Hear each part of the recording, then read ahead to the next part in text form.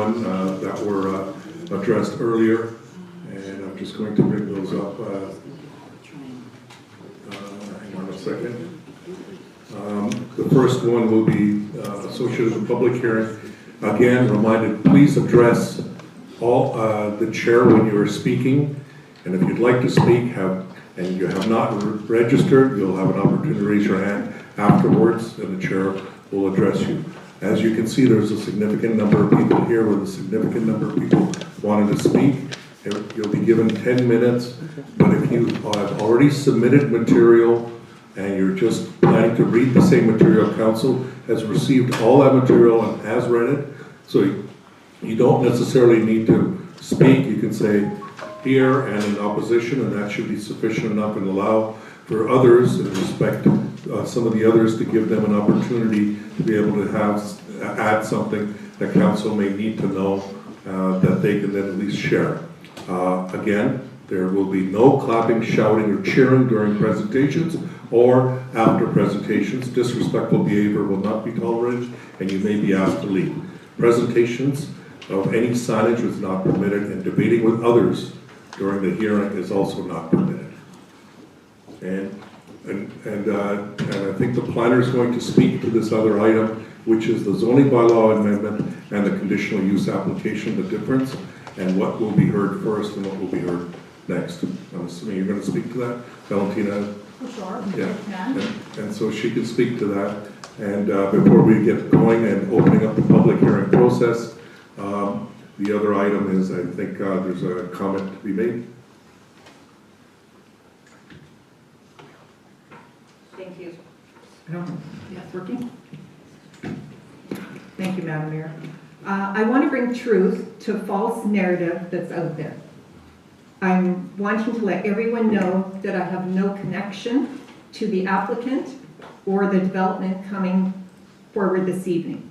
I'll be declaring perceived conflict. Thank you.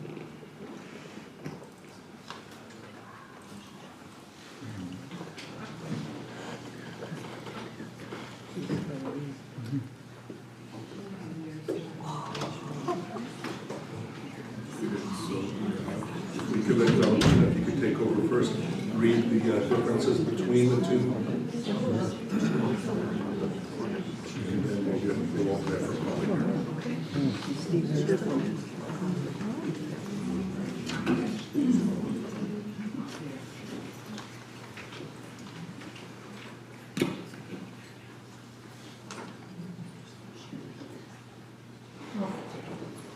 Thank you, Madam Mayor, CEO. So, we're going to continue to two applications, BL 11-2025 and conditional use 28-2025. I just want to state before we start with the zoning bylaw amendment, the difference in between two of those.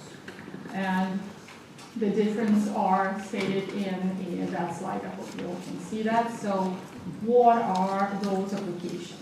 So the zoning bylaw amendment is a formal process to change the zoning district of a specific parcel of land, or to change the general rules in the zoning bylaw.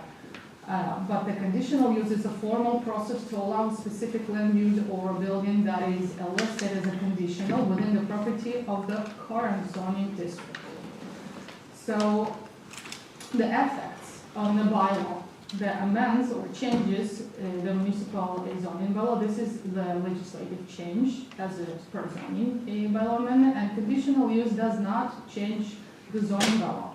It is merely grants permission for a use that the bylaw already contemplates as potentially accessible. An existing zoning, the proposed use is not permitted under the property's current zoning bylaw, even as a conditional use. That's why the zoning bylaw comes to change that specific area and that specific property zoning in the current zoning bylaw. And the proposed use is specifically listed in the zoning bylaw as a conditional use for that specific zone. The scope of change. A change to the land use classification and development rules for the property according to the zoning bylaw amendment. And for the conditional use is the site-specific approval, in that case multifamily. A conditional use according to the zoning bylaw for the use that requires extra scrutiny due to its potential impact. And we can address here in the hearing that will be for the conditional use, the location, the allowed setback, the height requirements, the density, everything that actually includes the smaller and specific and more detailed specifications or bulk requirements or anything that's connected to that specific site will be addressed in a conditional use. And the municipal council must, by the ballot, to approve the change and any conditions, if there are, can be, nothing can be added to the zoning bylaw, but the DA that RM will give us if they will want to add it. And the municipal council uses order to approve the use often with the specific conditions. The agencies and the RM conditions we can add to the conditional use, and we will add we have 8 conditions for the conditional use application that will be added to address all the specifics of the current site and the property for you to see that any aspects that connected to transportation, to density, to heights, everything will be included in those if there are any conditions from the agencies or the RM2, and required consistency. Must be the zoning bylaw amendment must be consistent with the overarching, above the municipal regional development plan and other planning policies if required, and it must be generally consistent. The conditional use, although must be generally consistent with the zoning bylaw and the development plan, and must meet specific criteria, also the surrounding area, and with no substantial adverse effects. So the difference between the zoning bylaw amendment and conditional use is significant. That's why we're going to hear those separately. And we will start with the zoning bylaw amendment application. If it's okay with you to open public hearing, please, Madam Mayor. Thank you.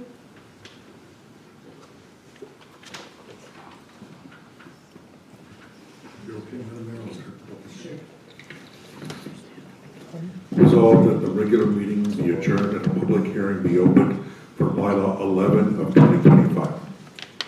Can I have a mover, please? Councillor Spicer. Can I have a seconder, please? Councillor Bazarowicz. Any discussion?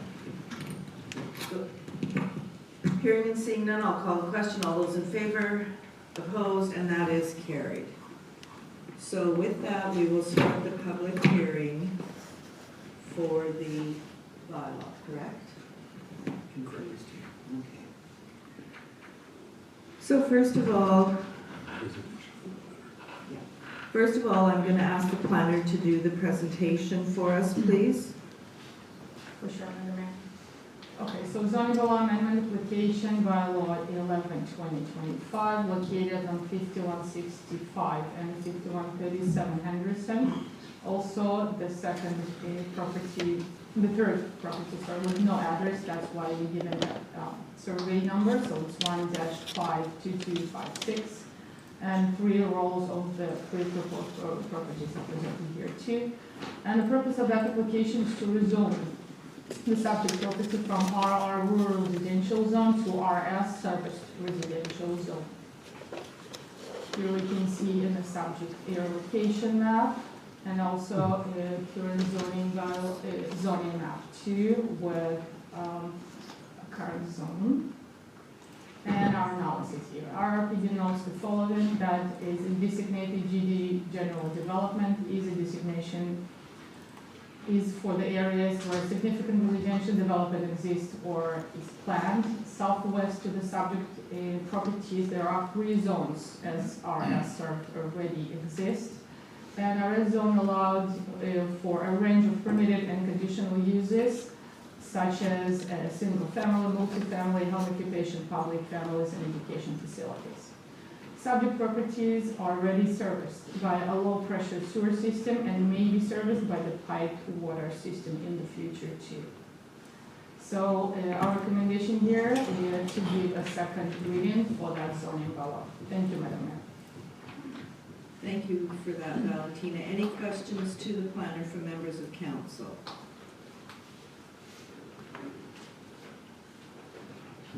Not seeing anything, I will move to the applicant to discuss the conditional use. Zoning bylaws, sorry. Yeah, and before we dive into things today, Madam Mayor, I just wanted to make sure I'm speaking loud enough. I know there's a lot of people that aren't necessarily in this room, but would like to hear information, so I You will. can just hang on, Heather's gonna bring you a mic. Sure.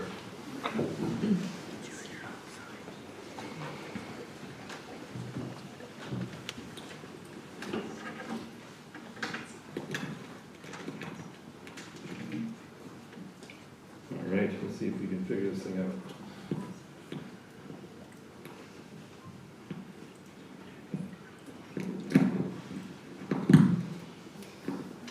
How is this? Can everyone in the hallway hear? Testing, testing.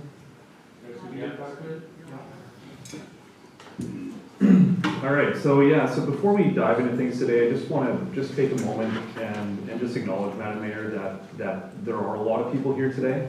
You know, and I know that a lot of people that are here today, you know, this is about your homes, this is about your neighborhood, and this is about your community.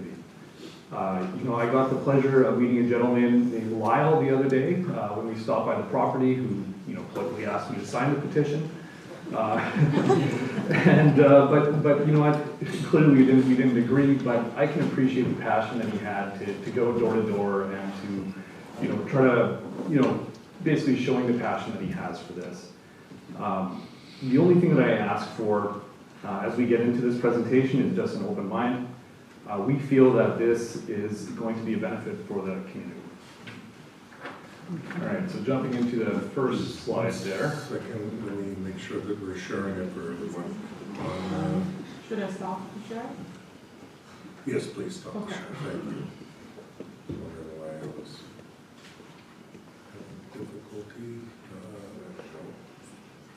And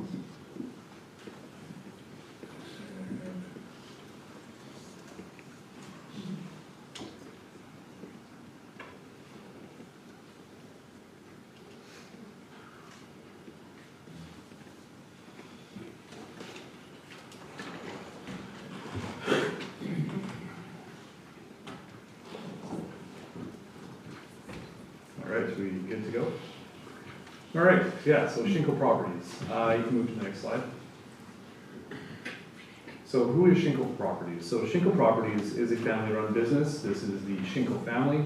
You can see the three kids that have the arrows above their heads. The one in the middle and the one on the right, that's Justin and Evan. They happen to work within the company. The daughter who's on the left there, she actually ended up moving to New Zealand. Lives on a kiwi farm, so it doesn't sound too bad. That's the family though. Moving on to the next slide.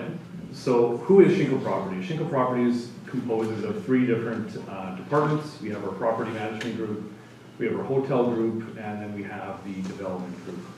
Shinko Properties employs over 300 people across all of our divisions. All right, so who am I? My name is Alan Klippenstein. I'm the Vice President of Real Estate, and I've been with the company since January of 2020. Don't recommend changing jobs at the start of a pandemic, but that is what it is. This is my family. That's my wife, Amanda, my son, Mason, and my daughter, Jade. Next slide. So this is just more of trying to let you guys know kind of who I am. We ended up going whitewater rafting out in Canmore, and my daughter, who's not holding the paddle in that picture, you can barely see her in the splashing photo. She was the wave breaker. Excuse me? So on that point, we can move on. So what is the point, what is the purpose of the agenda? So what I want to talk today is about planning considerations, rezoning analysis, the project overview, community feedback, and the context and need for housing. Moving on.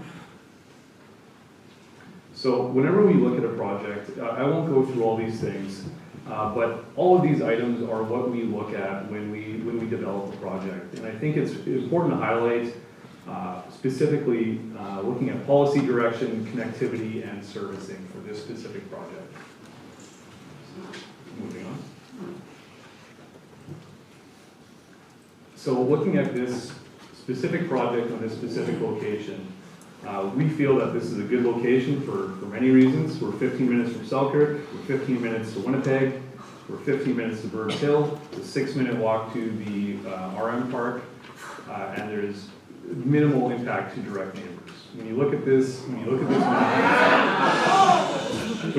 map, you can see that we're on a corner. We don't, we have a rail line behind us, and we have the fire hall adjacent to us. So we're not. Excuse me, you've been asked, and we've said, no interruption, no yelling or screaming throughout the presentations. Otherwise, we will have to ask you to leave. Thank you. Yeah, so based on that, we feel that this is a very good location for this project. Moving on to the next. So I don't want to spend too much time on this slide. Is this all part of your package here that's from Red River Planning? But this basically highlights the policy direction of this property here, which is consistent with the development plan. The proposal fits with the general development designation for residential growth. Next. This also meets the development plan with density along nodes and corridors, nodes being Henderson Highway and corridor being Donald. This location already has some services and potentially more soon. And it's worth noting that this type of project has been previously approved by council, so this is not a new type of proposal. All right, moving on. Finally, the conclusion from Red River Planning is that this is an insubstantial change. It's fully consistent with the development plan and it is policy compliant. All right, moving on. So quickly, I just want to note that there's a small, it's hard to see on the screen, there's a small asterisk at the top of this. And I'll get to that later, but this table is also part of the package that came from Red River Planning. And I think that it's important to note, I think there's a lot of people that have fear about development because they don't understand the process. And I think that's understandable because when would you ever be exposed to it if you don't live in this industry? You don't get taught about it in school. Really the first time anybody is ever aware of what the policy is once they get a notification in the letter, in the mail, or a neighbor knocks on their door. So I think it's important to quickly just understand that when an application is submitted to Red River Planning issues notices to all these provincial agencies for their feedback. These agencies then provide comment back to Red River Planning if they have concerns, and those concerns are then given to council. And looking at this graph here, all these agencies came back with no concerns. All right, moving to the next. All right, so overview, unit mix and design. I think it's also important to note that this is a public hearing, is not about the building design or civil engineering. That said, I think it's important to talk about the intention of the project. And our dream is to offer housing availability to young adults, families, and people looking to downsize. On to the next. So understanding that there might be questions, we joined a local community Facebook group and made a post explaining what the project is. This created a lot of comment. It created very little discussion as most posts were done anonymously or more of an opinion than it was a question. On to the next. So this is an example of some of the comments that were posted to either here or the online petition. Some people had genuine questions. Many did not, and it's really hard to engage with these types of questions or comments, and it's often better not to. All right, moving on. So that said, we have spent a lot of time, actually many hours, speaking to the community about housing. Most recently, we've attended the St. Clement's open house on August 14th. That's a picture of myself and Vish, our property manager, and we got some great feedback. And most of the feedback was that people were excited to see housing options become available. And even with our current project, even without advertising, we already have a large callback list. So this shows to us that there is a large need for housing in this community. All right, moving on. So there were some genuine questions that were posted online that I think deserve to be addressed. Moving on. So there were several questions that came about how we would handle waste. And I typically don't like to go into detail with that because we hire engineers to be able to go through our project and specifically design for a project. So I don't want to speak out of turn. But what I can say is that we do have several projects that are in communities with low pressure systems, sewer systems. So this is not an uncommon project for us or even a one-off. How those projects are dealt with is basically, you know, a larger version of a residential system, where there's a separation tank, solids go into one side, liquids go out and get pumped out to the municipal system, and when the tank is full, we pump it out. It's pretty simple. Next one. You know. So water. Just a minute. If you can't be quiet and listen to what is being said without making comment or snickers, I will ask you to leave. You can ask me if you want. I wouldn't push it if I were you, sir. This is a public hearing. Remember, And you're remember supposed the to word be- public. You're It's a supposed public to, hearing. and you are supposed to be respectful I'm of being respectful. everybody But when I here. hear a joke, I like to laugh. Excuse me, sir, if we need to, we will ask. You Get can't your ask me to leave. leave. It's a public hearing. Well, as part of a public hearing, if you're disturbing a public hearing, you can be asked to leave. And that's what you're doing right now, sir, just so you I'm just know. listening. I heard a joke, I laughed. Okay, please refrain from any more, please, thank you. All right, so moving on. So another question that came up was, Go ahead. yeah, so another question was, how are you going to handle water? Again, this is something that we defer to professionals and engineers. That said, Friesen Drillers have done a site-specific report, and as their report says, it appears to be sufficient to support additional development. I understand that some comments were that people were having issues with their well. As Friesen Drillers also mentions, wells are location-specific, and not all wells will perform the same. The report that we have provides direction on the depth that is required to service us properly. I also think it's important to note that there is possibly a proposal, potentially, to bring piped water into the area, and if there were to be piped water into this area, we would connect to it. Moving on. So I just want to quickly just make a correction to one of the slides there. I mentioned that there was an asterisk to that.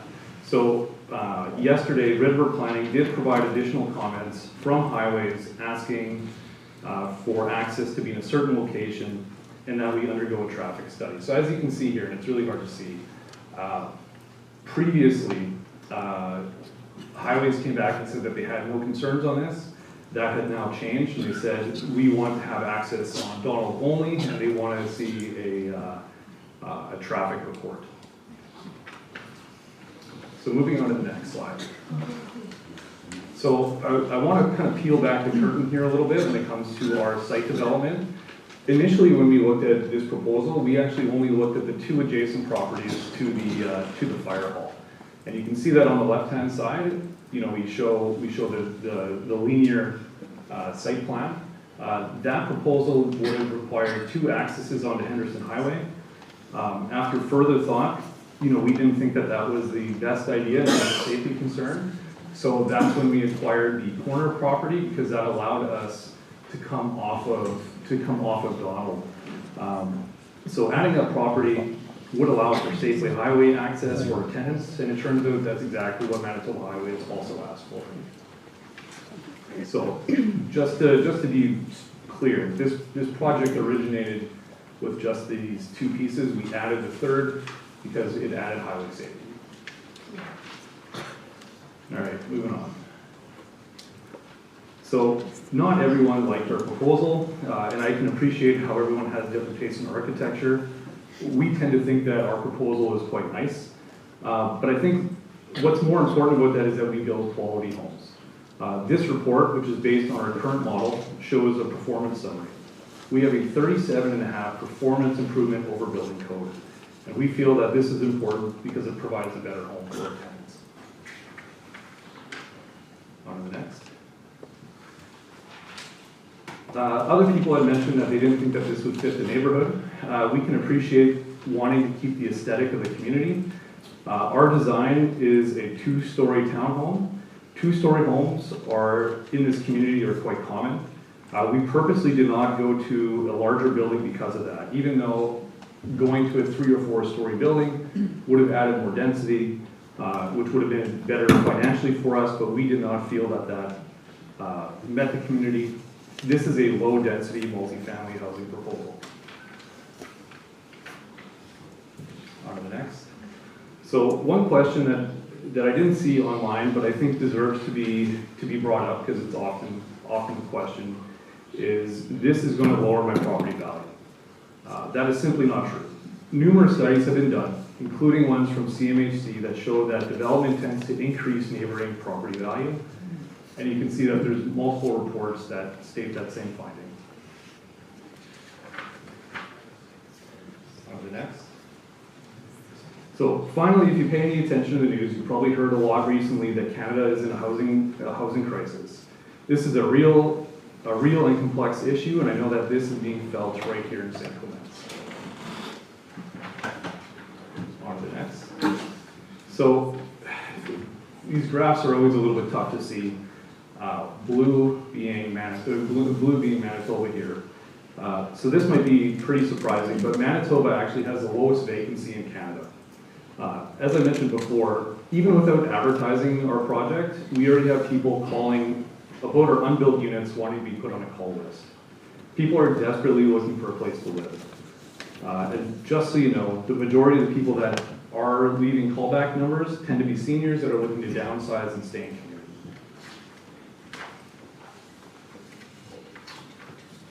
So this is a real issue that I can identify with. My brothers and I all grew up in a small community. You know, it was a place that we loved, and it was a place that kind of shaped, you know, who we are. But as we got older, there were not housing options for me and my brothers to stay. There was no apartments, there was no starter homes, nowhere to go when we were ready to leave. And as a result, every one of us had to leave. My whole family, me and all my brothers, we all live in different communities now. Not because we wanted to go, but because we didn't have an option to stay. This is what happens when housing doesn't grow with community.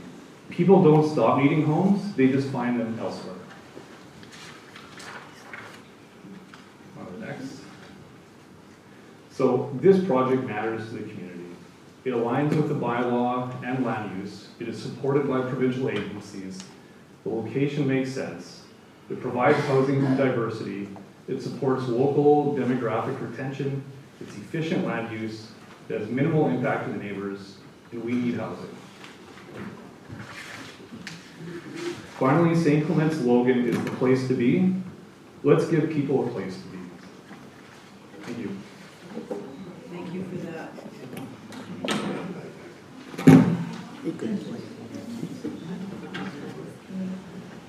Does council have any questions for the presenter at this time? Go ahead, Councillor Bazarowicz. Yeah, you mentioned highways had a concern about your access on Henderson. Yeah. So they're just saying no access off Henderson? Yeah, they said that access should come off Donald, which is if you go flip back or probably to the next slide, you'll see that our site design is actually to come off Donald. The yellow being the proposed accesses onto the site, the right-hand side being our site plan that we applied with. That shows the access off Donald. So even without highways coming, making this comment, we recognize that was an issue, acquired additional land to provide that access off Donald. So, I may? Go ahead. Just one access off of Donald. That's right. I'm going to need this because I think some. I can be loud enough. Well, I don't know if everyone in the hall can I hear don't you. think they so can hear you in speak the up. hallway, Counselor. It's best to use that. Oh. You can turn it on. Kayla will help you. Hello?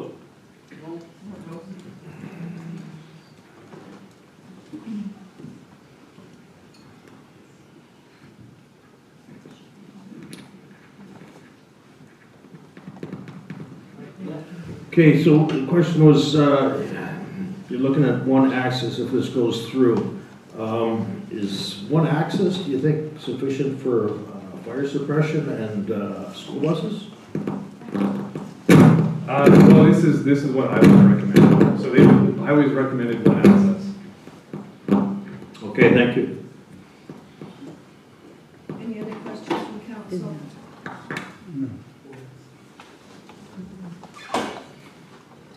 Okay, I think you're good for now. I do have another name on the list here, Lauren West. Are you in the audience and did you want to speak? Okay, Zoom. Is Lauren West on Zoom? Is Lauren West on Zoom?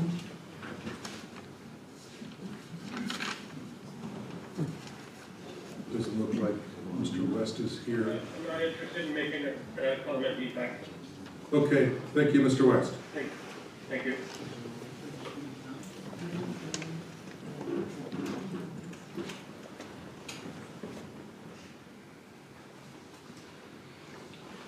Okay, I guess.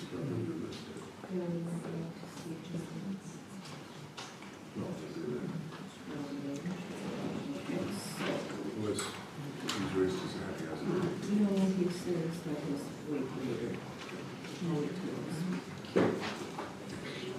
Okay, so I do have quite a long list here, but I do have a few names to start with, and the first name I have on my list is Craig Henderson.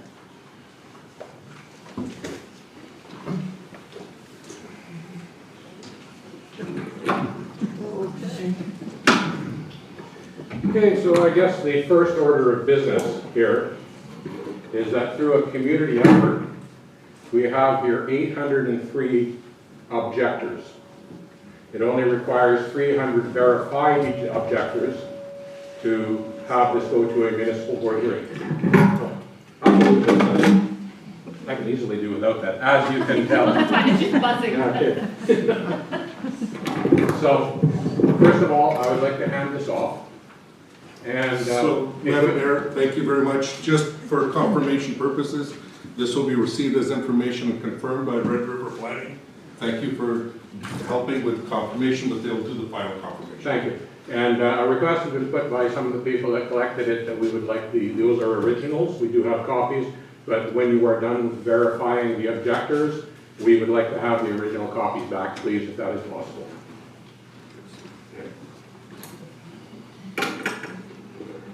So, first of all, just addressing the objectors.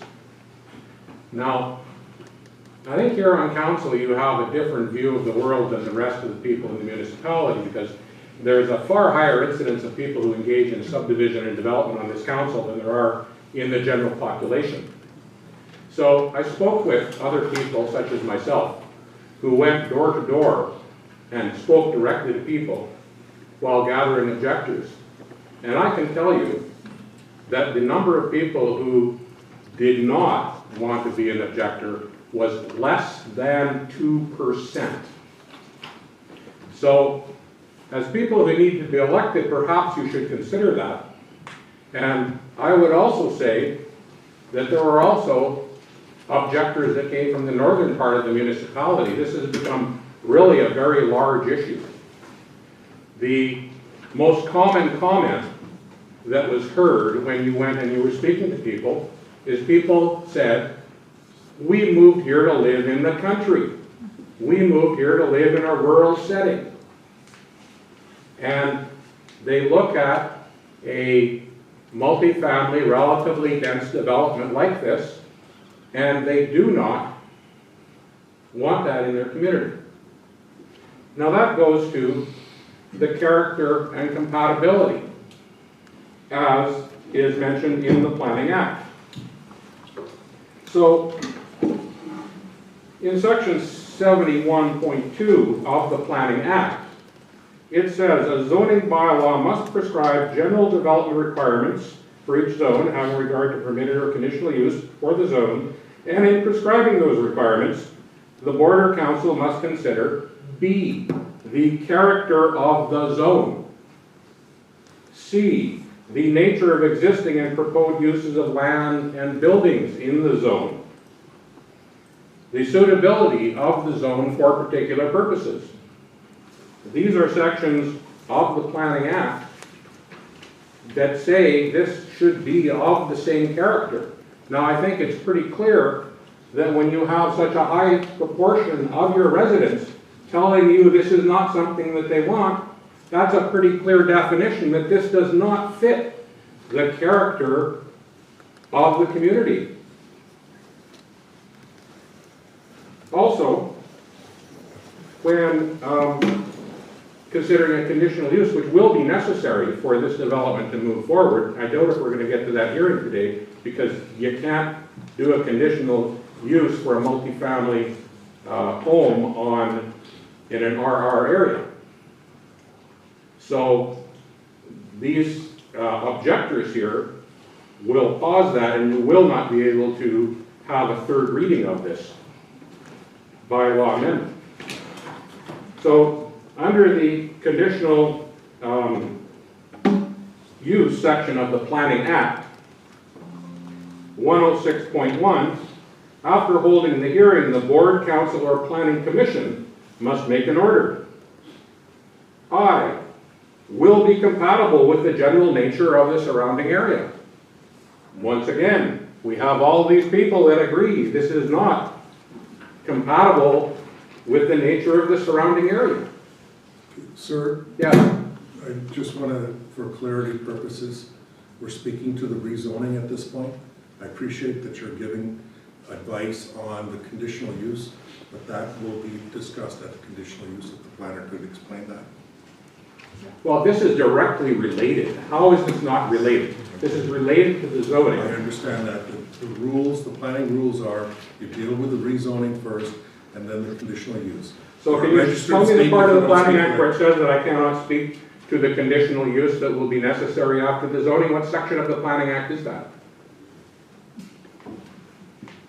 Madam Chair? Yes, It's go not a ahead. specific section of the Planning Act. That's not the application that council is hearing at the moment. What council is hearing at the moment is the zoning bylaw amendment from RR to RS. A conditional use is happening later in the agenda where you can speak specifically to the conditional use site. Correct. Where does it say you cannot speak to a related issue? This is a directly related issue. I mean, there's no doubt about this. It's 100% directly related. You have a hearing right after this. It probably won't take place. And it is directly related because this zoning simply will not be done if they cannot get the conditional use. One of the first rules that was identified is there wouldn't be a debate. That was what was suggested. If you're having issues, you can certainly speak at the conditional use, about the conditional use. At this point, the planner has made it very clear that we're only dealing with the rezoning at this point. All right, I said what I wanted to say anyways, thanks. Okay, so it also says that it must be generally consistent with the applicable provisions of the development planning bylaw. So in the development plan, it says, similarly, zoning bylaws must conform to both the development plans and secondary plans. Unfortunately, we have no secondary plan. And it says, in the development plan, to ensure development occurs in a manner which is harmonious with surrounding land uses and to minimize risk to people that are associated with natural hazards, to ensure that development does not impact negatively on existing infrastructure in order to maintain cost-effective operations for existing, new, and expanding upgraded infrastructure services. You know, when it seems like a pretty simple thing, when you're planning and you have a body of population here and you plonk another large body of population down here, that's not really a sustainable thing.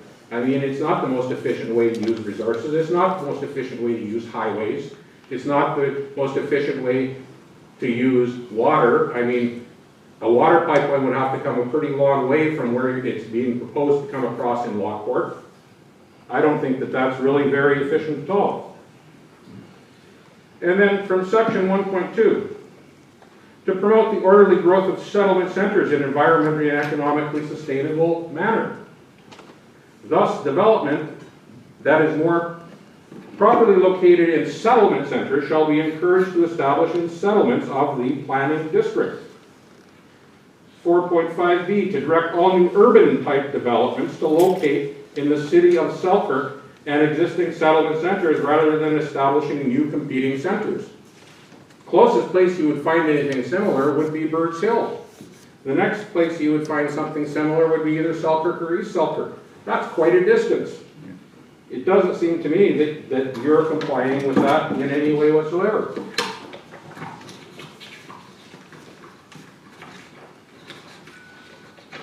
So there's 1.5 minutes left. I'm speaking for a number of people. I would think that a number of people have chosen me that they want me to present this. I think that you should be able to allow me to speak. And in doing that, you will probably save yourself a lot of time in other people touching on these points. I give up my time. Sure, we can do that. There we go. Give them my There we go. That's fine. All right.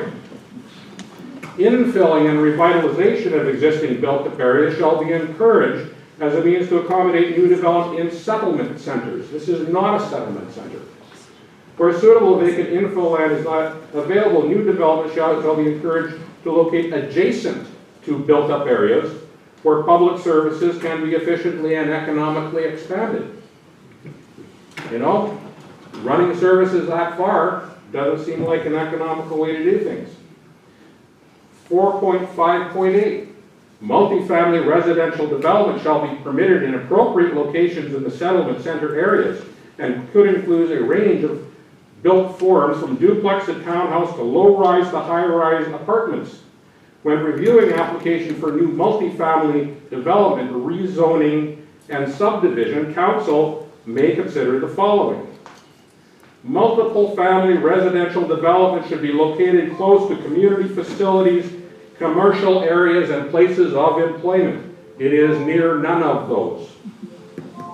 Multiple family zoning bylaw. Zoning bylaw is a municipal bylaw that organizes the community into land use zones and outlines land uses that are permitted or conditional on a property.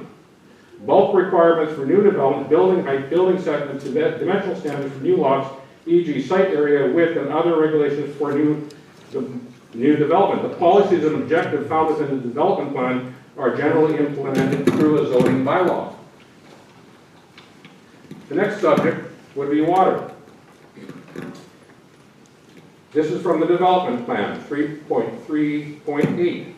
New or expanded development, including subdivision or activities, shall not be approved if it will endanger the potability of groundwater resource, causing pollution to the groundwater when operating under normal conditions or by accident, or if precautionary measures are taken or proposed by the proponent do not sufficiently mitigate the risk of polluting the groundwater. In evaluating development proposal, the RRPD may require the applicant to submit detailed analysis prepared by a qualified engineer assessing the impact on groundwater.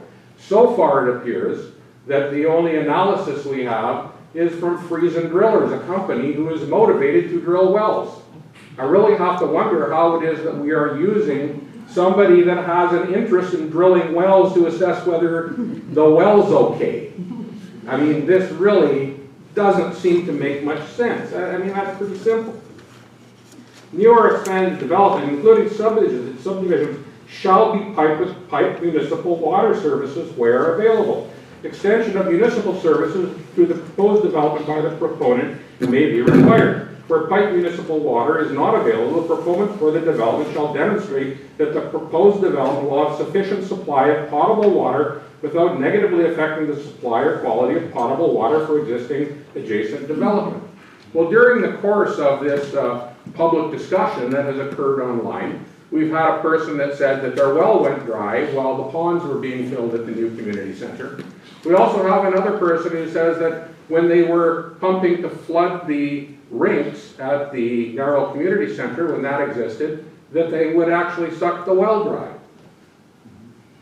Is there an engineered study that you've looked at before passing this? I'm asking you a question. Is there? Is there an engineered study that's been done on this specific location? Has there?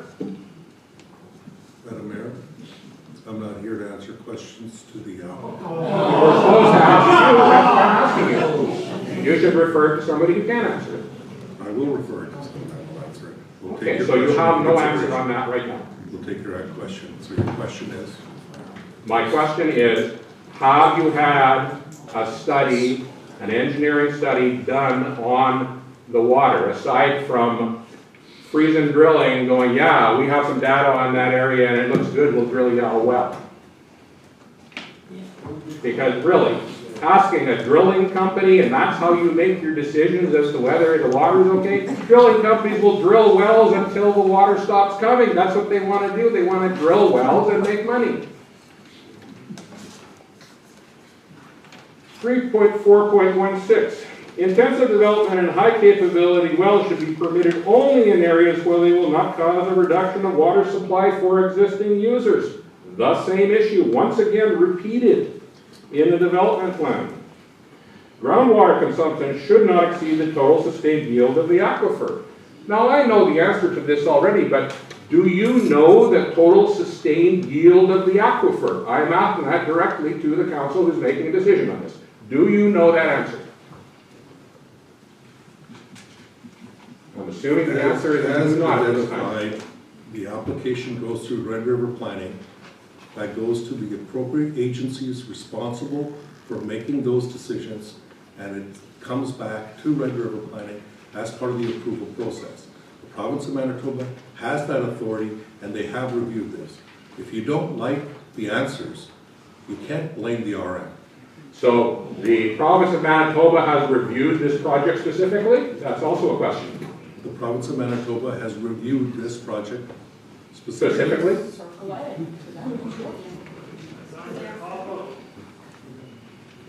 Okay, well, so I'll tell you that you don't know the capacity of the aquifer, because currently the Red River Planning District has a drinking water plan that says that they do not know the capacity of the aquifer.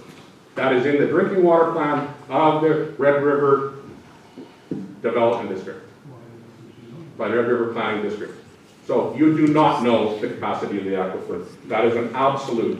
Unless there's something new that you can present to me as far as facts other than that water plan. However, as far as publicly available documents, the way that it currently stands is that you don't know the total capacity, sustainable capacity of the aquifer. 3.4.21, the planning district shall not approve any subdivision or issue a development permit if, in the opinion of the planning district, the subdivision or its related activities endanger the potability of the groundwater resource, or if the precautionary measures taken or proposed by the proponent do not sufficiently mitigate the risk of polluting the groundwater. Now, since we don't know if there's been any study specifically on that site, aside from the comments by freezing drillers, we don't really know that, do we?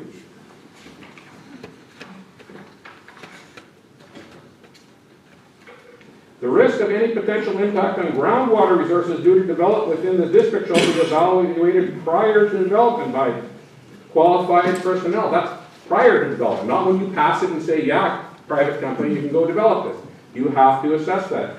Considering the fact that we have at least 2 reports of water running short at that site, I think you really got to get on this and do a specific study on that site before you do any of that.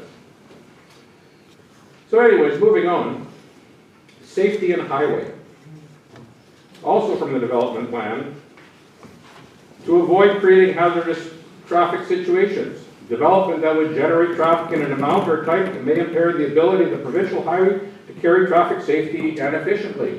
Well, the Highways Department has said in their comments that they want a study done by the developer. So why would you pass this before that study was done.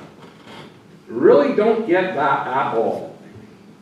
You know, that's Manitoba Highway, you can read it in their comments. They want a study done as to the impact on the highway. I think everybody's driven down that highway and they know the impact. It's a highway with hundreds of driveways. And every time somebody slows down to turn at rush hour, it slows down the flow. Well, directly on that same highway, you're adding another 80 units in one specific location. How far is the traffic going to line up in front of the fire hall? And if the traffic lines up in front of the fire hall while people are turning off, is this going to slow the emergency services getting out of the fire hall? Yeah, I think that's a very valid question, because I mean, we've all seen it. So, anyways, that essentially covers all of my points. However, I would like to point out that in the council member code of conduct regulation, now we are quite aware that Sandra Strang has pecuniary interest in that. We have documents of her being an officer of a corporation that owns one of these properties that is subject to this rezoning. So, it says, a matter involving the direct or indirect pecuniary interest of any person, corporation, subsidiary of a corporation, partnership, or organization to whom which a council or any of their dependents has a direct or indirect pecuniary liability, the councillor shall withdraw from the meeting without voting or participating in the discussion. Well, in the August 26th meeting, Sandra sat right there during the entire discussion about this initial first reading on this bylaw. I think that's a pretty clear conflict of interest right there. Also, information disclosed at open meeting, where meetings referred to as subsection 5.1 open to the public, the clerk of municipality shall record the disclosure, the general nature, direct and indirect pecuniary interest or liability disclosed, and the withdrawal of the councillor from the meeting in the central record. Now, I will tell you, we will be asking to see those records because we are actually allowed to do that. A voter can come down here at any time during business hours to the municipality and ask to see those records. So we will be having a look at that. Now, from here, the applicant. The applicant is building these buildings right here. These buildings right here, as far as we can tell from land titles, the land is still the property of the RM. That's what the certificate of title says. Questioned the people down at land titles, went down there personally, made sure I got everything straight. And what's more, there's no status of title for those two lots that were subdivided off of the land. Also, if you are a creditor as a council member or a council, you also have a pecuniary interest. And so, if that land is still theirs, they've received a final subdivision approval, but there are no status of title. And we have a senior person came out at land titles and looked after the first clerk could not find them. And at the end of it, after going for like 15 minutes trying to find something, they said, no, looks like the title to this land here that the municipality owns, where this building is and those buildings are, has not been changed since 2006. Which would say, legally, that land has not even changed ownership. And we have no idea if it was paid for. I sent you an email, and I sent an email to the RRPD about the issue of the building permits, how it was that they got it without a status of title, because that's a requirement for building permits. And so it's a pretty widely held question by all of these people, because this information has been put online. It is all very accurate and very carefully researched, and I have all of the documents. And we don't know if the council here, like it seems like, how did you do this? You gave permission to a private company to subdivide your land. And then after giving permission to a private company to subdivide your land, somehow or another the ownership has not changed. That seems to me the proper way for a municipality to have done this would have been to have subdivided the land and then put it up for sale. What's more, I can find no evidence of an RFP or any record of this having been, real estate being offered to the general public. So we have the question, how was that deal done? How was it they got chosen? Was there any competitive process? Because you know, as taxpayers, we kind of expect our government to achieve the greatest possible price for the land that they're selling, public land. And it really, really does not seem right in any way whatsoever that a company would be chosen, serviced, to allow to subdivide the municipality's land, and strangely enough, there's no transfer of status of title. So those are questions, and I've sent the email to you. Yes, you have, sir. Yes, You'll get a and we would response. like answers. You'll get a about that. response to it. The land was put up for sale, and the requirements for the sale was to do a subdivision of the land. The land went up for sale, and there were some proposals that were received as part of the RFP process when it originally went out, and the one was selected. When this was selected, they were allowed to be able to construct with the permission of the owner to start construction, with the condition that they have to do the subdivision and finally finish up the sale or finish up the transfer of the land. The risk of constructing on that land sits with the developers so that they want to get going on it because it takes time to get all the paperwork through with land titles. That's what's happening, and there's a paper trail associated. We'll share it. It takes It's 2 going weeks to to take clear some land titles. I asked it takes 2 weeks to clear land titles. They received the final approval for the subdivision on August 1st. You have your opinions, you can make your comments.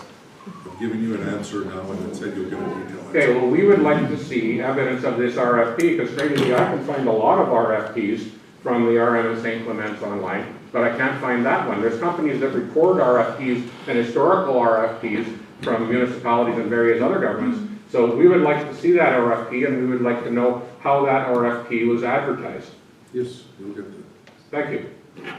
That concludes my comments. Again, there's no clapping, no cheering, please.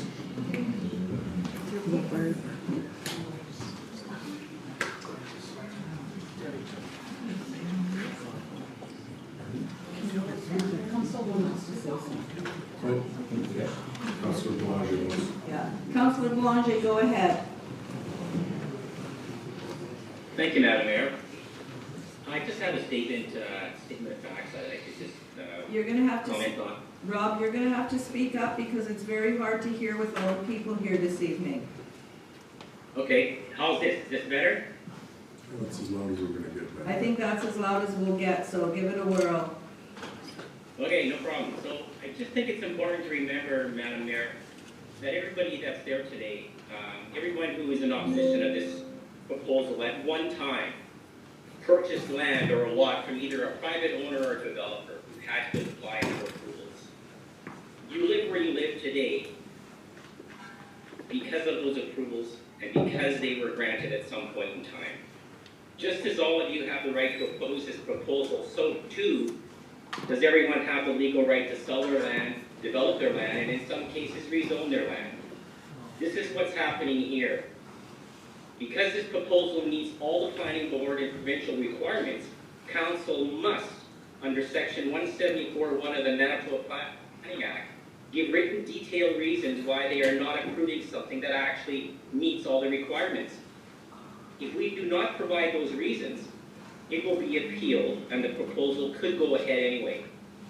Council has no choice but to adhere to the Manitoba Planning Act and section 174(1) of the Manitoba Planning Act, Madam Chair. It's just a comment I wanted to make, and I'll be supporting this proposal. Thank you for that. Okay, I'm going to move on, and the next name I have on my list here is Ken Drysdale at Highway 500.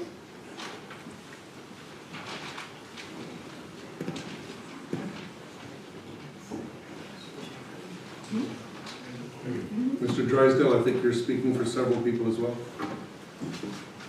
I'm lucky if I speak for myself, and most times. I'm just just- asking about the 10-minute Yeah. time limit.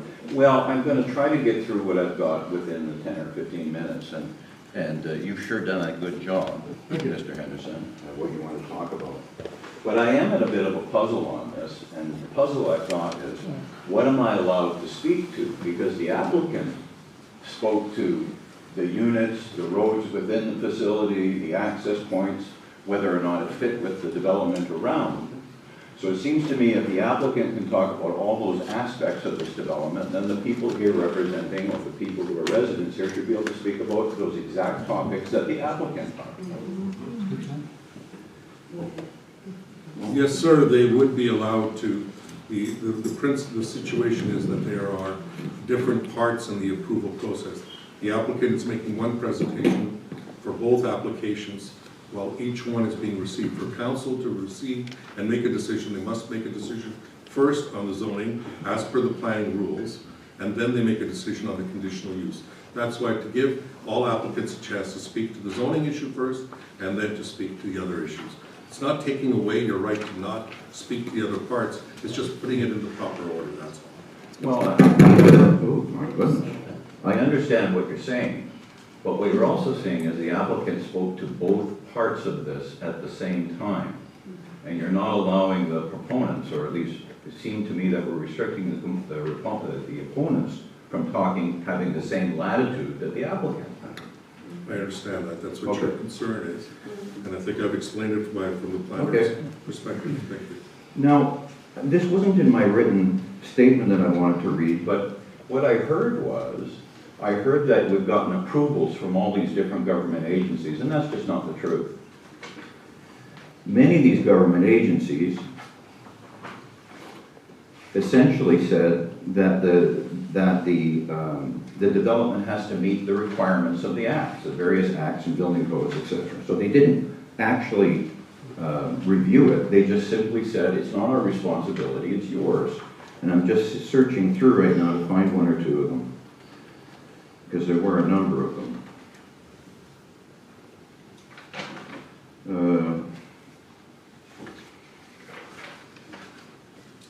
Sorry, I hadn't planned to talk to this until I saw all of what I saw here.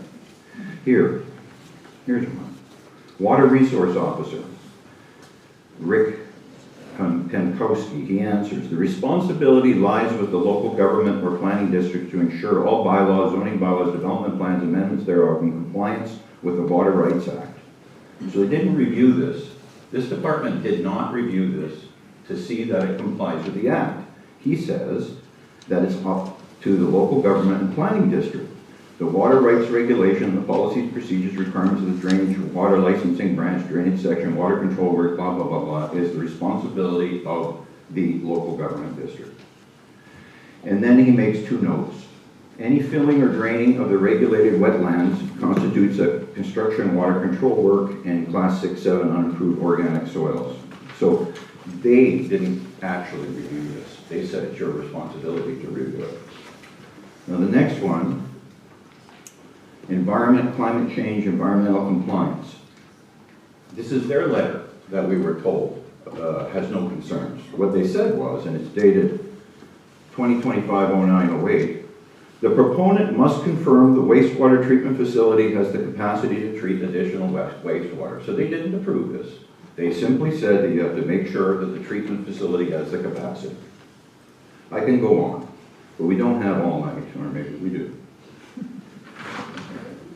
So when these people responded, and we were told in the presentation that came before that they didn't have any concerns, that's not true.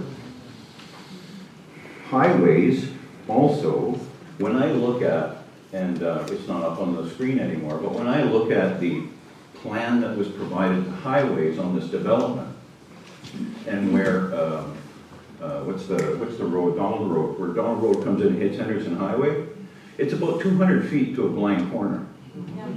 The speed limit's 70 kilometers an hour there. Now, when you go the other direction, it's, I think, 500 feet, plus or minus, to another blind corner, which is south of the Gnarl Fire Hall.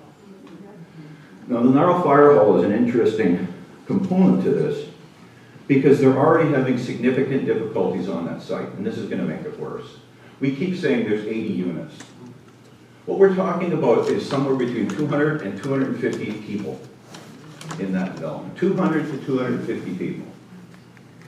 That means they're living in the country. Are they going to have one car or two? Because a one-bedroom building or apartment, I'm not even sure if any of these could be rented out or not. I don't know the mix between 1, 2, and 3-bedroom units because it wasn't provided. The plan that was provided is unreadable. Now, I saw where they marked on with red where the road access was going to be, but if you look at what was provided on the RM website, you can't read it.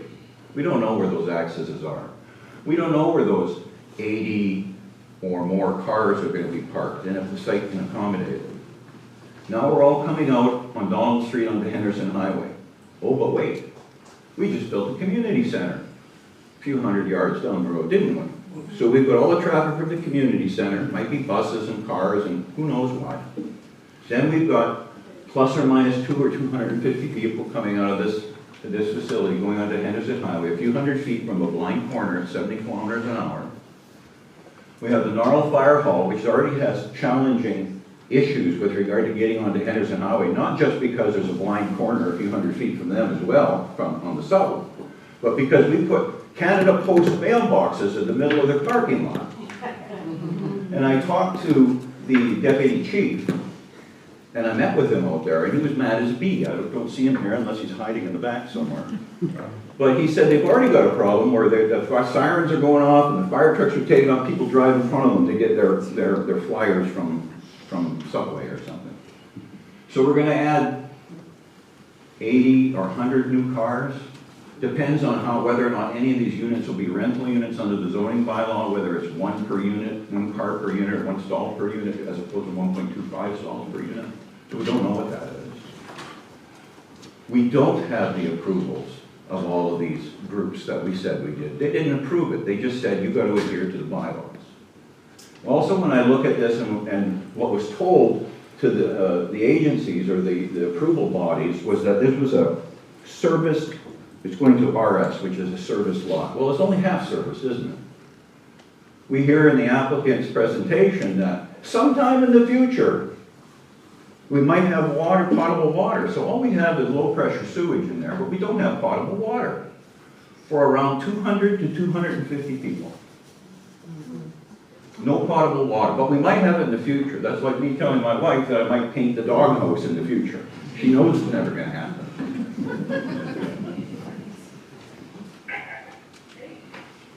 Like telling my wife I'm going to paint the doghouse.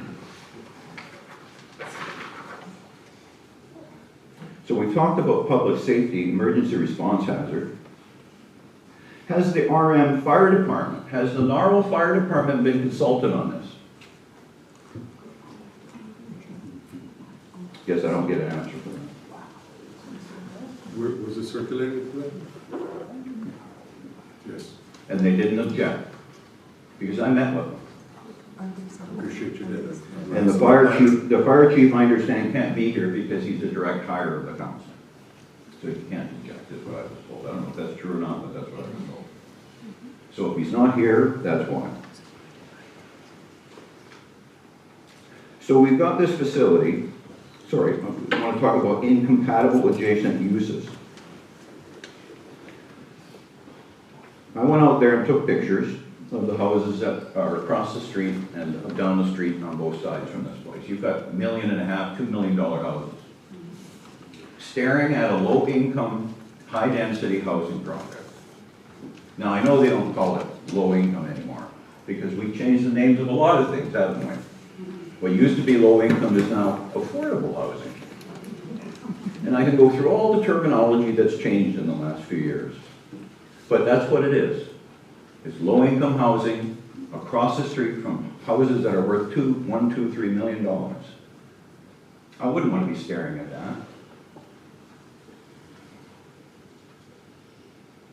Has the council done an evaluation or polling of the people in the neighborhood about whether or not they want this facility? And if they have, did they show them pictures of what this thing was gonna be like, readable plans and readable pictures? I don't think so, because I haven't seen them.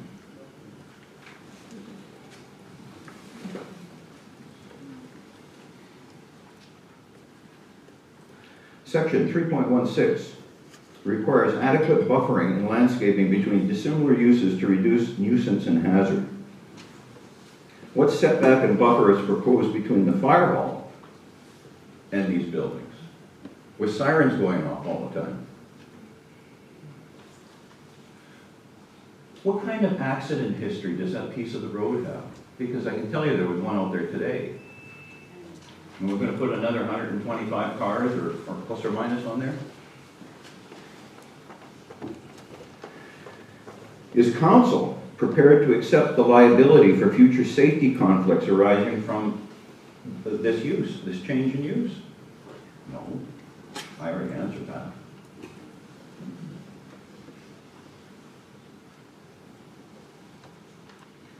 Under section 4, council has the authority to deny or defer a conditional use application where a proposal poses undue risk to traffic safety, public welfare, or adjacent uses. The presence of blind corners, which have been omitted in all the plans that I've seen here, and I actually brought a picture of that. We brought a picture of that so people can know what we're talking about. But the presence of blind corners and the fire hall exit and the community center traffic, I believe, already meets this threshold.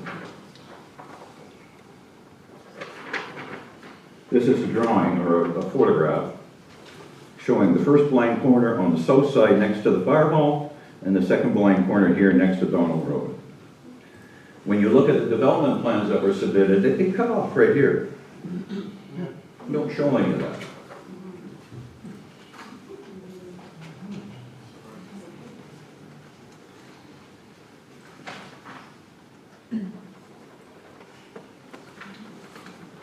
Development Plan 62014. The zoning bylaw must conform to the RM's Development Plan 62014, which identifies Henderson Highway as a major transportation corridor where mobility and emergency access must be protected. So my question is, how does the council justify approving a high-density residential project that will directly impact traffic flow and emergency response on the designated corridor? I might be repeating Mr. Henderson here. Drainage, servicing, and infrastructure capability and potable water supply. Has a preliminary servicing report been reviewed by the rural municipality's engineer? In other words, did they calculate the flows of the wastewater based on whatever the mixture of bedrooms 1, 2, and 3 is, and the calculation according to the building code of how many people are in each one of those residences? Has the RM engineer done that engineering study? Engineering capacity studies have been completed on the wastewater and water for the RM. And it's fine. And it can accommodate that much growth. I'd like to see that. How will stormwater management ensure the post-development flows do not exceed pre-development rates? Are the downstream municipal drains adequate to handle the increased volume? And in this case, I guess it would be culverts, etc. Has a hydrological or flood susceptibility study been completed for the site? And apart from the letter from Manitoba Environment and Climate, which only says that it's up to the council to make sure that this adheres to all the municipal regulations and bylaws, has Manitoba Environment and Climate actually gone through and done a calculation themselves? And what we know from their letter is they did not. So they didn't approve this. I want to make sure that we understand that. Has Manitoba Environment been specifically made aware that there is no connection to a municipal potable water system? Because when we asked Manitoba Environment, we said it was a service lot. And when I went to engineering school, a service lot meant that there was sewer and water there, both together. We don't have sewer and water there. We have a low pressure sewage, we have no water. So is it possible that the environment felt that it was a fully serviced lot? Which it isn't. I've got a letter out to them, by the way, asking that question.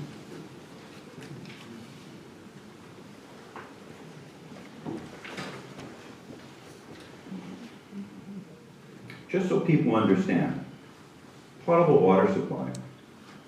So we have a population in this 80-unit complex that's somewhere around 200 people, plus or minus. Depends on whether there's how many one-bedrooms, how many two-bedrooms, how many three-bedrooms.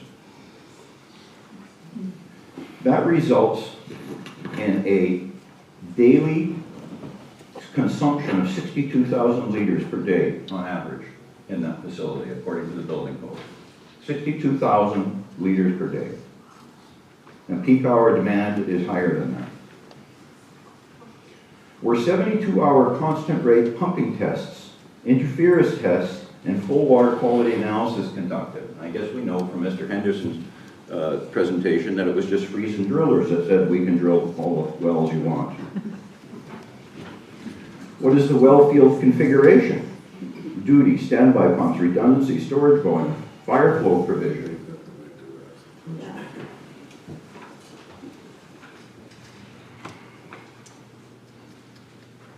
You know, I spoke to a number of councils about development. And I heard what the counselor on the Zoom call said. I appreciate that. But as a businessman, I guess business person, when I go into something and there's a piece of land there that's zoned, whatever it's zoned, I make a business decision to buy that, and then I'm going to attempt to change the zoning on it. But I have no right to that zoning change, just because I bought that land. Because I bought it, it was X. The decision as to whether or not the people here want development, high-density development, or whatever, is the people's decision.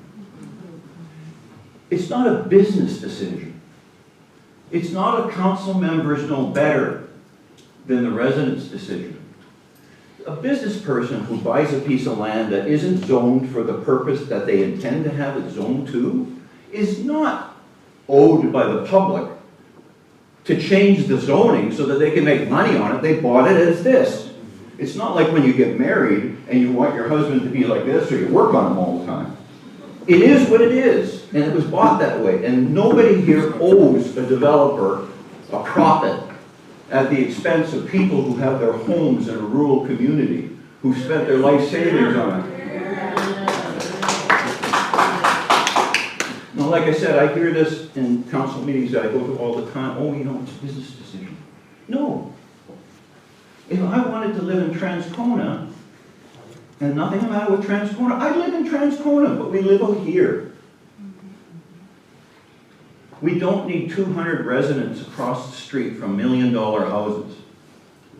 And it will affect their value, because what we forgot to mention is the CMHC study that talks about multi-family housing and how they're not taken care of the same as privately owned single-family dwellings are. There's a CMHC study about that. I'm surprised, well, I'm not surprised it wasn't mentioned. But it wasn't mentioned. So when we talk about what this is going to do to the value of the homes around it, it is undoubtedly going to reduce the value. The last thing I want to say, because my mouth is like a desert right now, is I'm a little surprised at this. I'm a little surprised about council seeming to take this process further and further. And what I'm surprised about that is, this is the same council, the same mayor, that voted for the approval of the WMR Plan 2050. What is in that Plan 2050? That you're not supposed to do high-density developments unless there's a bus route, or there's a subway route, or there's rapid transit trains. This doesn't do that. Last time I looked, there's no subway on Henderson Highway. There's no bus routes. Plan 2050 says you've got to be 800 feet or 600 feet from a bus route. So if this council supports the Plan 2050, which it does because it voted for it, then why is it a year or so before the supposed implementation of that plan, they're going to approve some kind of development that doesn't even adhere to the basic requirements of the Plan 2050. That just seems odd to me. Part of the plan. We don't even have sidewalks. I guess you covered the whole part about the counselor's conflict of interest. Thoroughly, yes. I think everybody here clearly understands that and is familiar with all of the people here and the businesses and subdivisions they're involved in. I think that's pretty wide knowledge. But she sat into the conversations during reading, initial reading, which taints those hearings, by the way. She sat in, she decided, and according to, I have it here. I looked at the video today. Yeah, so did I. She didn't vote. She whispered something I couldn't hear on the tape. What does it say here? The presence of an undeclared or improperly managed conflict of interest presents several risks. Legal risk, procedural fairness risk, oh, thank you. Tainted by bias. This is out of the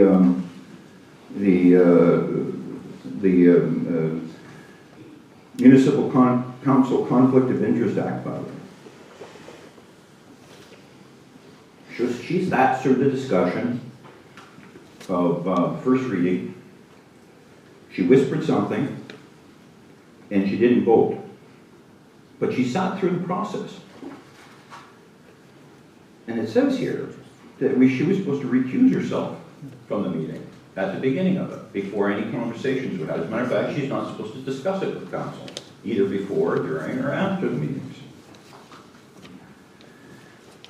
They were supposed to be formally declared that there was a conflict of interest, and it wasn't. This matter should be immediately referred to the Manitoba Municipal Board for independent review and adjudication under Section 174-1 of the Planning Act. The RM clerk must ensure that future agendas and minutes explicitly record any declared conflicts or withdrawals from the chamber.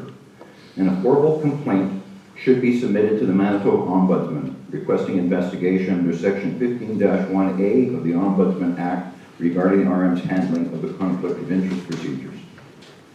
Just one last thing, and it is relevant to this. We talk about the ownership of the land next door, and that this developer, who's the applicant on this zoning variation, is also the builder there. So if the RM owns that land still, and the builder's building a building on it, doesn't that make the RM in this developer at a conflict of interest? Absolutely. Because you have a pecuniary interest in the success of this developer, don't you? Because if that developer goes broke because they can't do anything else, you're stuck with a half-built building on that land that's owned by the RM. And since you own the land still, you're in a contract with them. You're an associated company with them now. So perhaps this whole proceeding has been tainted by that as well, because you have an interest in the developer's success. With that, thank you very much. Thank you.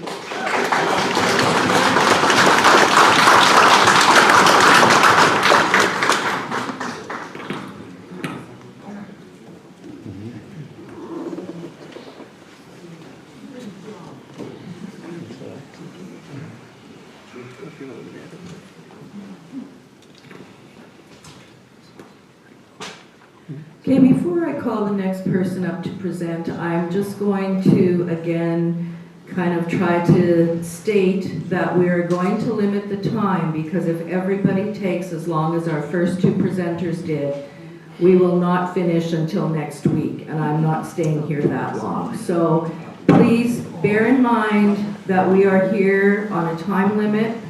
If we have to go past the time in our bylaw, we will do that. But I am not staying here, and I don't believe that anybody wants to stay here for half the night. So please bear that in mind when you are coming up to do your presentation.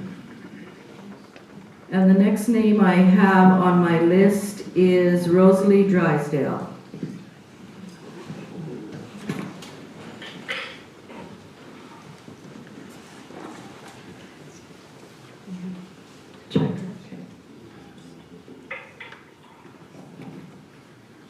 Okay, well, I can promise you that I will be brief, because you'll be able to tell that I live with the previous speaker, because he basically said everything I was going to say.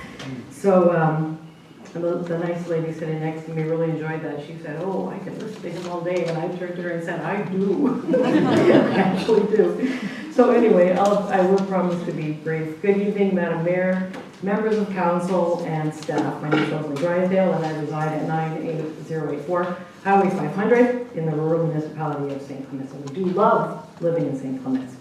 I'm here tonight to formally object to the proposed bylaw 11/2025 and the multifamily development by Shingle Properties, which is the subject of this hearing. My presentation focuses on traffic safety, and again, I'll be quick. I'll just go through basically my questions just for the record, okay? I won't do any extra commentary. So in access management and emergency response impact associated with this proposal. Also at the end, I do want to say a couple of things just about the property values, which is of great concern to me. I was a professional realtor for 22 years, and I'm really well acquainted with property values and how different developments affect the neighborhoods. So I have a very significant concern about that. Particularly, okay, I'll skip that part. Okay, we talked about the blind corners, so I'm not going to reiterate that. We have a little printout if anybody wants to look at that. And we circle it so you can see that. Blind corners and the poor visibility because of that and also because of fire station there. That's a problem, and that's a very, very serious concern. And the addition of all the vehicles that will also be added because of, if you have an 80-unit building, you'll have, and again, we don't know if it's 1, 2, or 3 bedrooms, it'll likely be a combination. We don't know for sure, but let's say 2 people per unit, that's 160. It adds up, that's 160 very conservatively. If there's family, you could go up to 300 people perhaps. And you have cars, so that's a really, really big addition to the vehicle usage in that small area, which is already quite congested. Okay, just trying to race through this so that you don't have to listen to me too long. The fire hall, okay, I'll just go straight to the questions, okay? Just for the record, has a professional traffic, and I'm not expecting an answer for all of these questions now, just for the record I want to state them. Has a professional traffic impact study been completed and reviewed by Manitoba Infrastructure? What increase in daily vehicle trips is expected? And what will be the forecast level of service on nearby roads? We talked about Donald, we talked about Henderson, we talked about the community center, already the emergencies, there's a lot of action there already. How many access points are proposed, and do they meet professional spacing and site distance standards? Are there any road dedication or widening requirements anticipated? How is on-site parking for residents, visitors, and service vehicles being addressed? Have emergency service routes been verified for accessibility?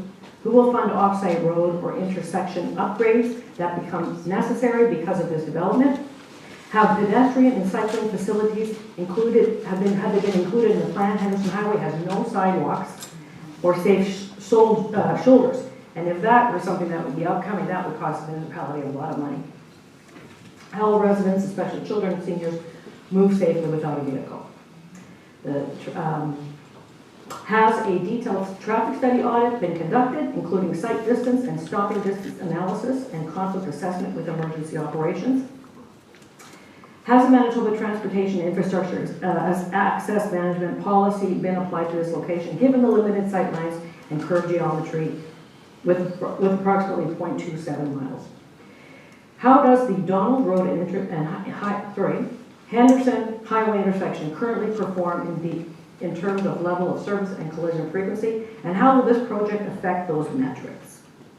What turning lane or deceleration lane requirements have been identified by MTI or the RM's traffic engineer to safely handle vehicles for, again, like I said, for between 80 to 250 residents and at least 100 cars or more, we don't know.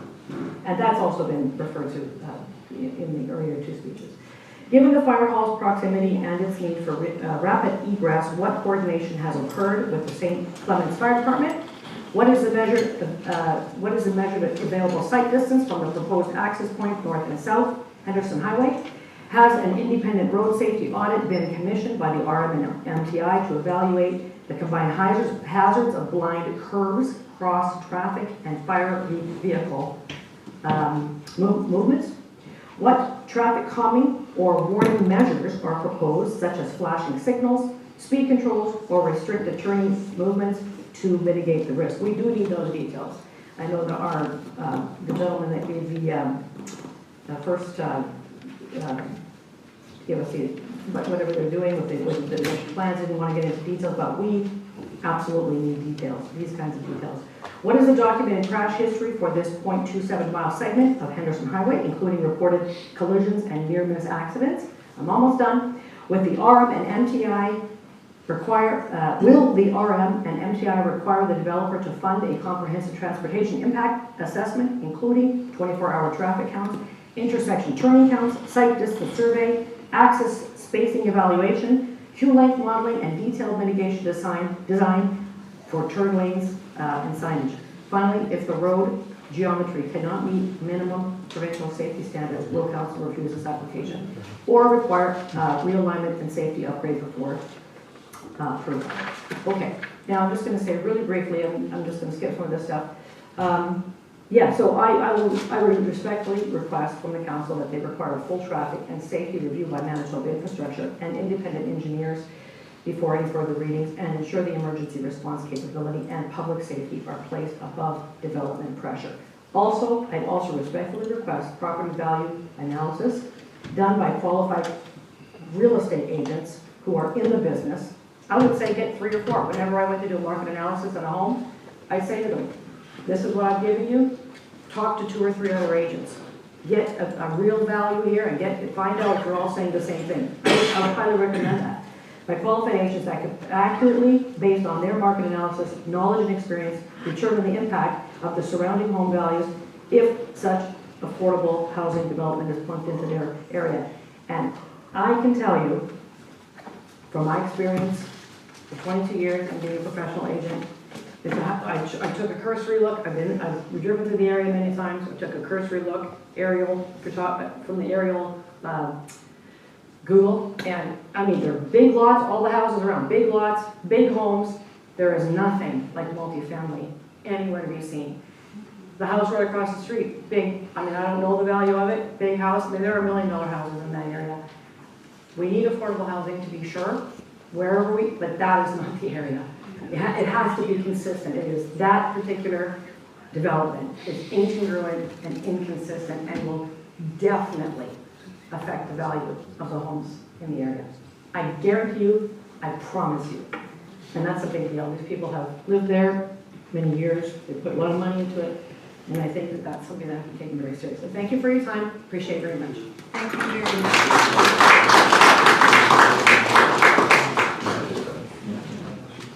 Okay, the next name I have is Tony DeMai. I haven't got any further to add to that. Okay, thank you very much.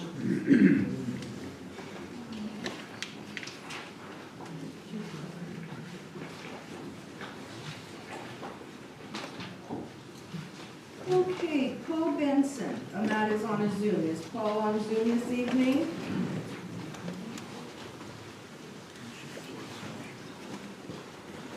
Paul Benson, could you unmute yourself and speak, please?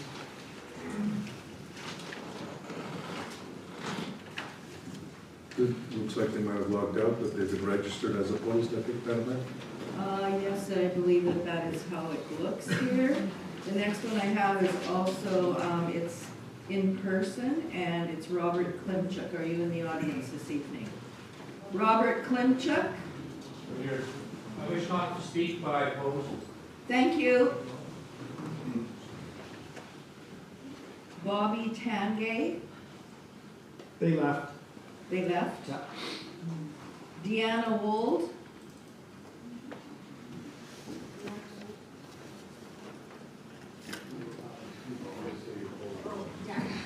I'm opposed.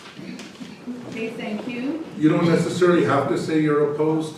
If you're already registered as opposed, we haven't listed. So you could say, but you can say it still, it's fine. Okay, Cindy Benoit? I'm here. Did you want to speak? No, I'm good. Thank you. Darren Mallows? I'm here also, and I am, like everybody else here, opposing this. Thank you.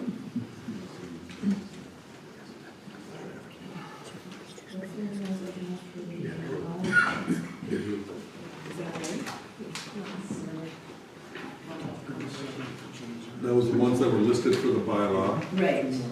Is there any, you can certainly Yeah, I ask can if there's ask. anybody on Zoom or anywhere else. Okay, I'm gonna ask first of all in the room here, those were the only people that I have on my list here that were registered for the bylaw itself. So if there is someone else that wants to speak, I would ask you to raise your hand and we'll try and do this in an orderly fashion so that everybody does get an opportunity to speak. And I'm only talking about the bylaw, not the conditional use. And when you come to the podium, you're going to have to state your name and your location where you're living, and we will be timing everybody, okay? So we're gonna try and do this in an orderly fashion, and the gentleman that's standing right there, if you wanna come forward, state your name for the record. Thank you, Madam Mayor. My name is Darrell Lasitian. I'm at 5134 Henderson Highway. I've been there for 34 years and been a member of the Merrill Fire Hall for 19. Before I start, I have a question about point of order. If I speak against the variance, am I going to be able to speak against conditional use? It's two separate applications. I understand that. And as far as I understand, you can speak for both, on both of them. Yes, and right now we are just doing the bylaw. The bylaw, okay. I come after some very eloquent speakers and have a great respect for what they've said, and also I have a great deal of thanks to the people that went door to door for the petition. It was very impressive in a short period of time, getting over 800 signatures, so thank you to all the people who worked very hard on this petition. So what I have to say here has to do with some things that happened in the past. It's not this council, past councils have made some costly mistakes over the years, one being the introduction of smaller, undersized lots on Old River Road. Now, this error of judgment caused sewage to enter the drinking water aquifer in the area. It caused polluted wells, it caused boil water advisories for years. We had, in the spring and heavy rains, we had sewage on the ground. People were on those sites, potentially playing in sewage. Over the years, the RM had invested millions of taxpayer dollars to install sewer lines and lift stations in South St. Clements, along with a sewer treatment plant in Lockport. Unfortunately, that sewer treatment plant was undersized for the task at hand. They couldn't do a lot of the things that they said they were going to be able to do, like take truckloads of sewage and process it. So over the years, unfortunately, that sewage treatment plant was torn down and replaced by lines that went to East Selkirk. So the lagoon in East Selkirk is taking the sewage from all the area. Now this system, again, the same thing. These added lots for this 80-unit high-density development is going to be another potential mistake that the borough makes. I don't think, after listening to some of the presentations, that the aquifer, I'm very concerned. I live across the road from this potential development. I am concerned about my well, the well that I use for potable water daily. This large 80-unit subdivision, it could pull my well dry. It could pull area wells dry. Sewage smells, that's another concern. It already is very high odor in the fire hall area. I walk my dog in the back by the train tracks basically daily, and I've gone by the sewage treatment plant, and it definitely reeks. I can imagine what it's going to be like adding 80 more households, potentially 160 to 200 more people to this system. And the smells that will, basically the lift station area is gonna stink worse than it already does. Now, we already talked about traffic flow and traffic safety. That's another major consideration. There's gonna be at least 100 to 150 cars within this development. There's no transit. There's a limited amount of taxi. So this is gonna add unsafe entrance to Henderson on blind corners, like we heard. It's gonna cause traffic accidents. And actually, to that point, we have had a traffic accident, a fatality at Henderson Highway in Salters. I don't know the background of that, but it just happened. Now, there's more cars coming onto that area if this development proceeds. That's going to be a potential problem. So the people living in this area, they gotta have cars. There's no public transit. Taxi available is very limited. Are they gonna walk the tracks or walk Henderson Highway to go grocery shopping? There's a lack of amenities. There's no restaurants, markets. They're gonna have to have vehicles to deal with this, and it's gonna add a lot of traffic right in front of this area. And if I really wanted to live beside a high-density project, I'd move back to the city. I would move back to Archibald and Watt Street. I would move back to an area where there's a nice apartment block or development, whatever, townhouse. I wouldn't have come out here 34 years ago to enjoy rural atmosphere. So, high-density developments are out of place here. We bought larger lots, built single-family homes here. This is what the council is expected to maintain.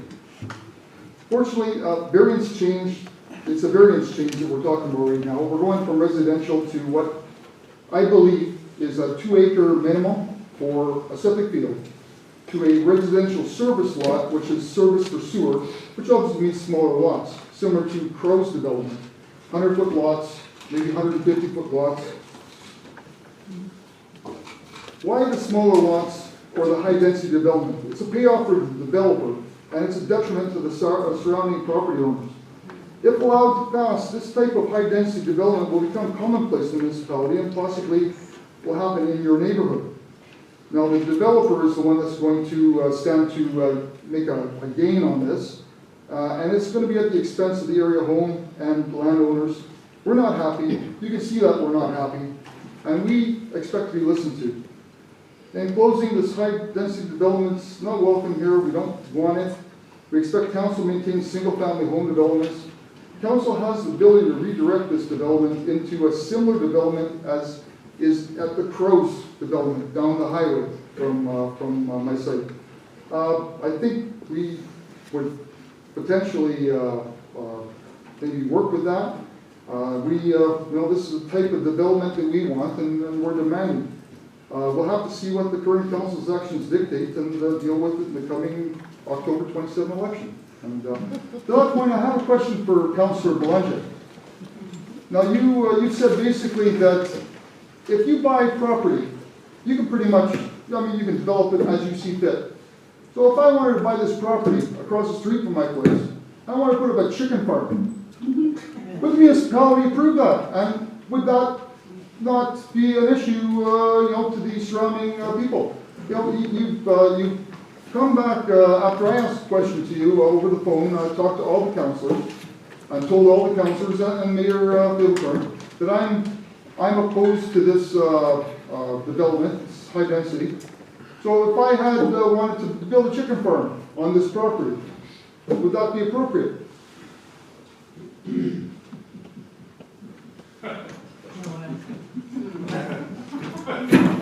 might be frozen. Again, I don't mean to make light of this. It's a very important subject, and it's definitely geared to everybody that's here. We have extreme concerns, and we would like to be listened to. Appreciate your time. Thank you very much.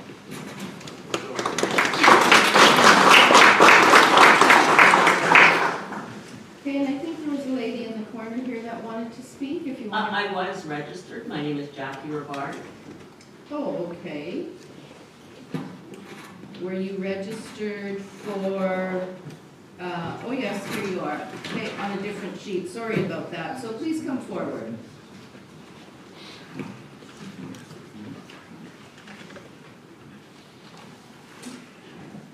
Good evening. My name is Jack Rivard, and I live at 16 Balsam Cove in the northern part of the RMLC Clements. It has been my experience that this council approves variances with no regard for the people that live in the area and how their decisions negatively affect residents. When you have so many people that are opposed to a variance for multiple reasons, how can you approve it? This is not the first time that I have seen this. As I said previously, I live in the northern part of the RM and saw a variance approved by this council last year where more than 50% of the residents opposed it, but you still approved it. And it will still have a negative impact on my development that we live in. We're not talking about. No, but I'm part of saying- the municipality, we're talking about the bylaw that is before us. But I'm saying that the council does not listen to the people that live in the RMSA Clements. You do not listen to us. We are telling you that there are a lot of people here that are opposed to this, and it's like it doesn't even faze you. I don't know. It's the same thing that happened in Halcyon Cove last year. Same thing. You had no concern for the people that live there. Thank you for listening.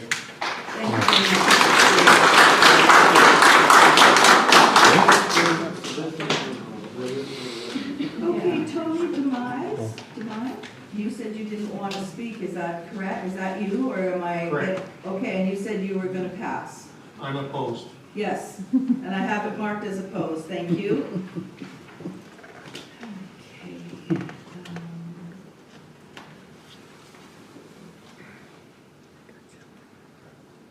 Deanna Wold.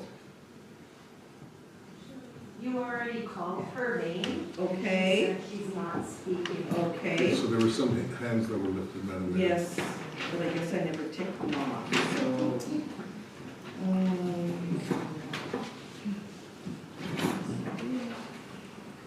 Lisa McDonald. Lisa McDonald?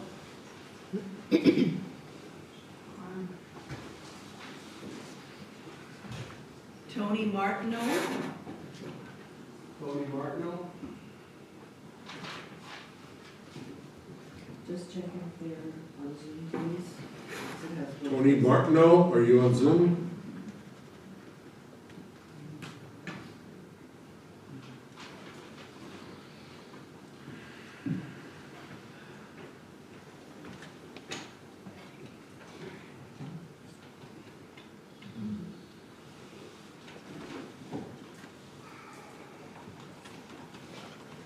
Roy and Sharon Naraki.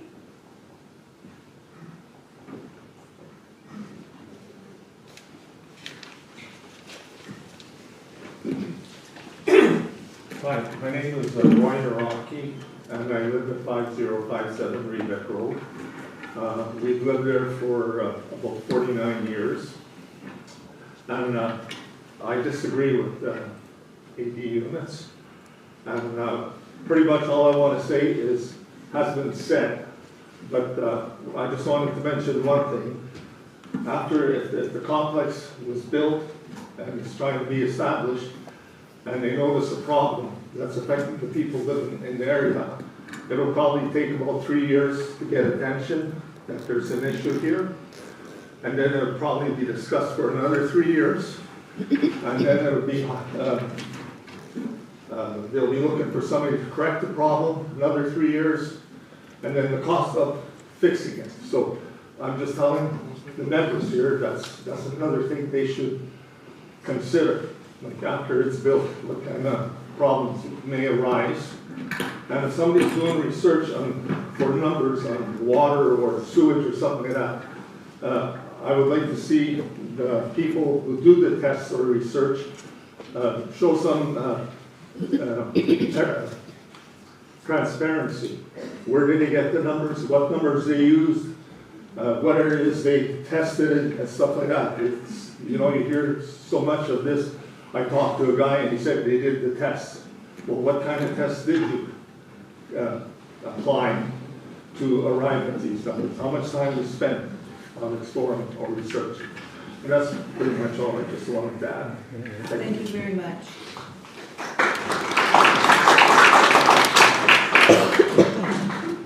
Okay, Sharon Naraki, did you have anything you wanted to add? No. Thank you. Mark Guzzi. What's the name? Mark Guzzi.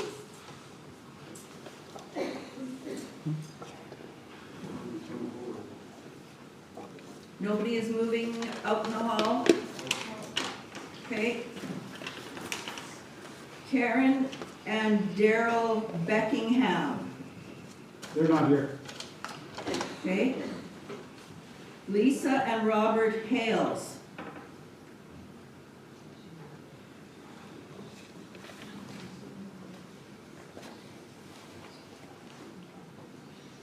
Nobody coming? Brian Howcroft.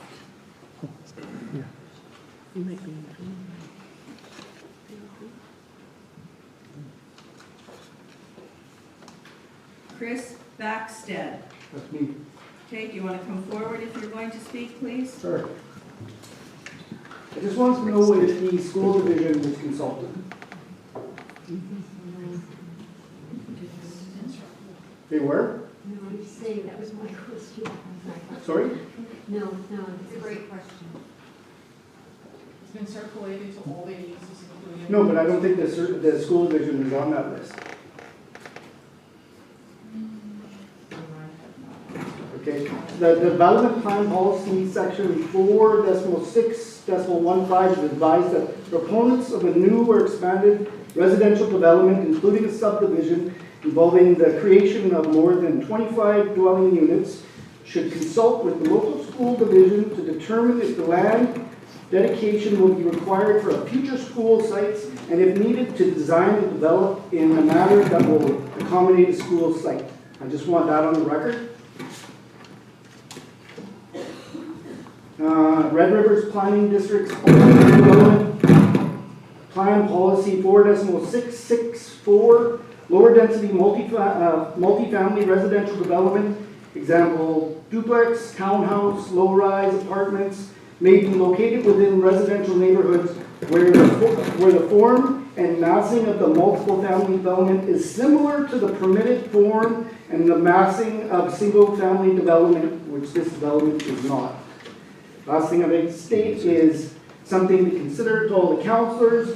This will be an issue that will affect the 2026 election, and the community will be watching for the councillors if they continue to back this project. That's it. Thank you. Thank you.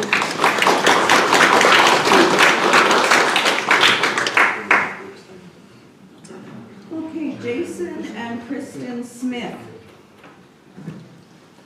Not here. Krista and Cameron Stewart.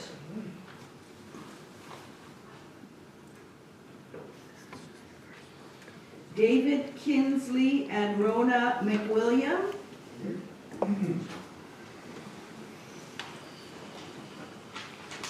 Hello, I'll also keep it brief. My name is David Kinsley. I'm one of the physicians here, and I live across from this proposed development.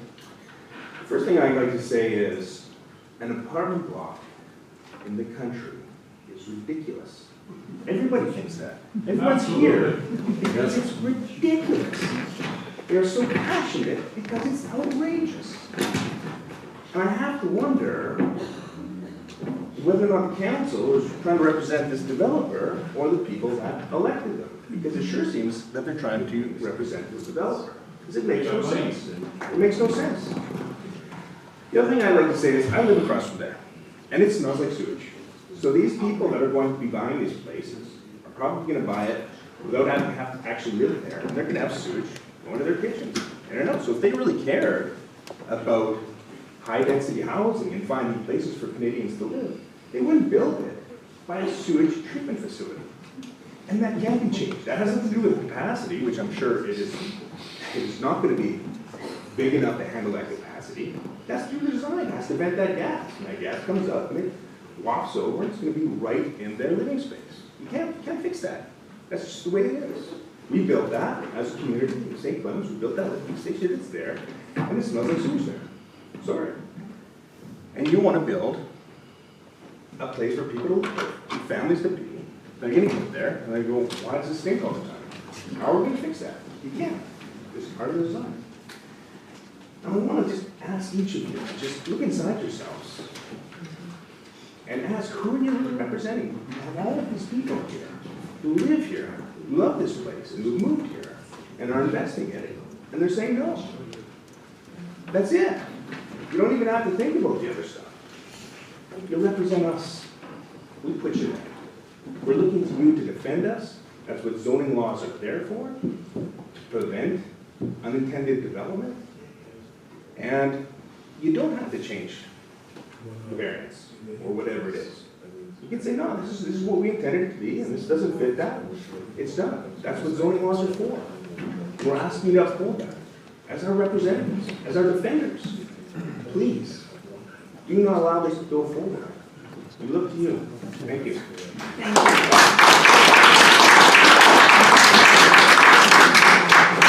you.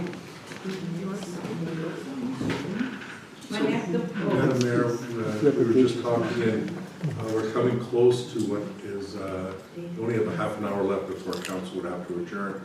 So by the majority of council can extend. And then after that, you only have one extension left as per the bylaw. So I would recommend extending it appropriately for the majority of council first, because then you only can do 1 half-hour extension. What is the wish?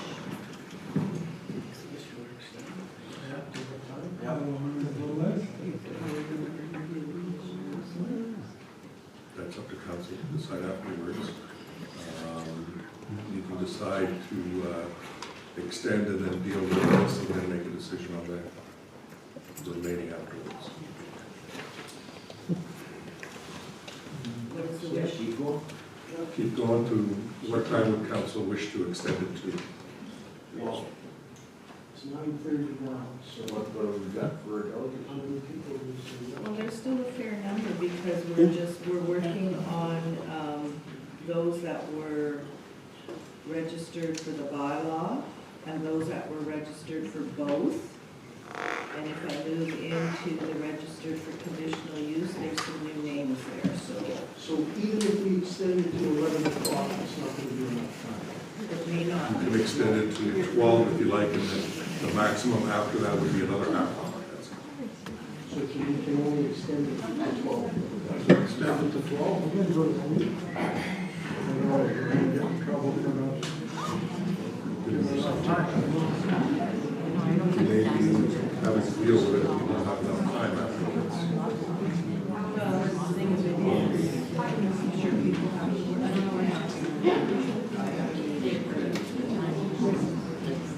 What is the wish? Councillor Spicer, what is the wish? Well, I think you don't want to give the people,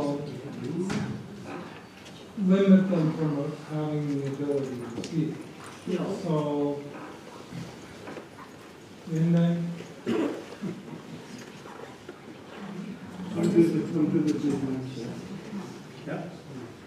Councillor Boulanger, extend to what time? Midnight's fine by me. Okay.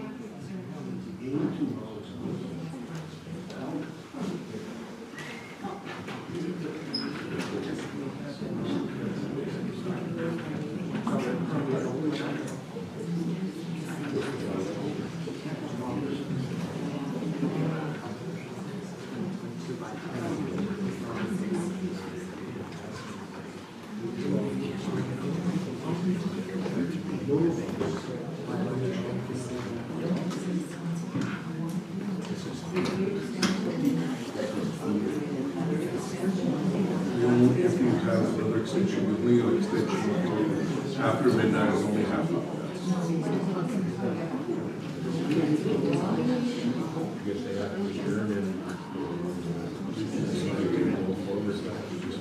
I don't know.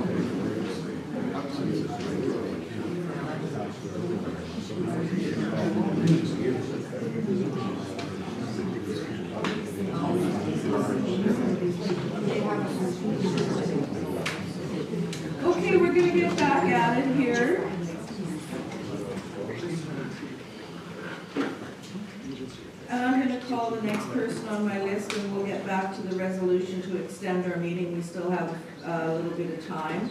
This one is on Zoom, and it's Jennifer Pizonka. Do we want to do the extension first? or- No, I want to do this first, and then we'll do the extension.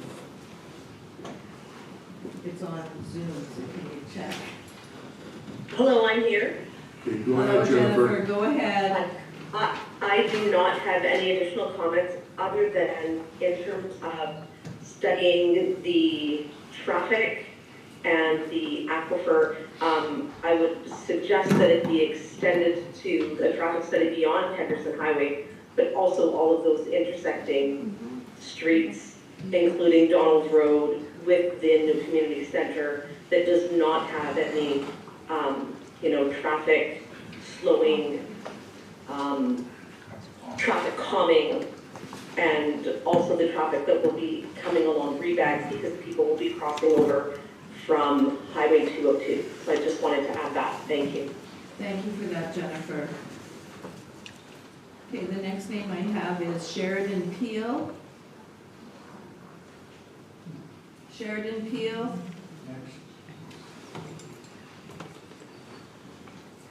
Clarice Boychuk. I don't have anything further to add, other than I'm opposed. Oh, sorry, I just had a clarification. The healthcare and education services, is that related to the zoning bylaw or the conditional use? Or both? Could you expand on that Just question a little bit more? We just want to. You're going to have to come to the podium, please. Okay, all right. I will speak. My name is Claire Boychuk. I live on 5198 Clarence Road. This directly impacts me because I live close to that. So one of the concerns that I have outside of what was already talked about is the road. The road was newly built for Donald. There's no roadways, walkways, sidewalks, and so this multifamily dwelling will increase the foot traffic going to that community center, so that also is a concern. The other concern that I have is just the community center has also increased the number of maybe traffic late at night, concerning with some specific like crime activities, so that's the other thing. You may see increases in that as well. Thanks. Anything else? That's it. Thank you. Okay, Randy Boychuk. Oh, no. No, he's not here? No, thanks. Okay, thank you. Ashley Klassen. Ashley Klassen?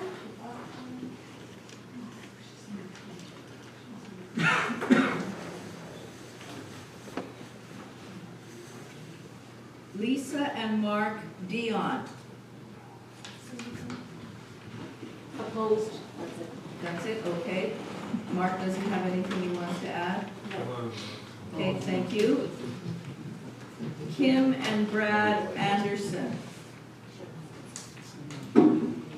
Kim and Brad Anderson. Okay.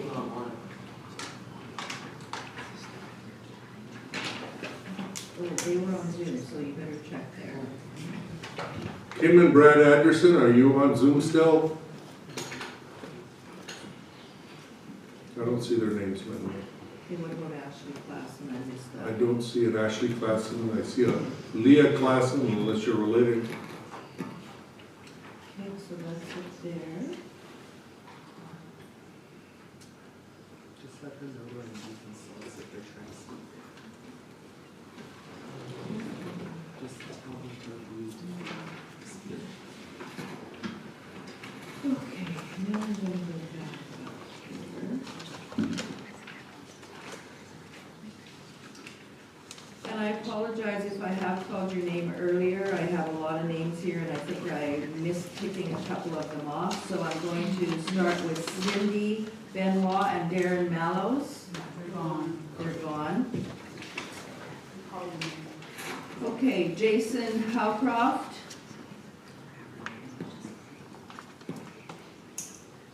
Kim Adair. I'm here, but I have nothing more to add. Okay, thank you. They're all, I agree with them. Michael and Jennifer Treacy.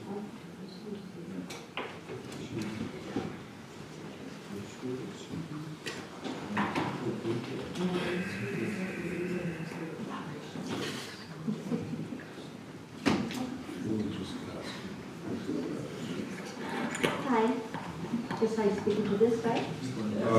Should be a microphone there, a little at the end of the Okay,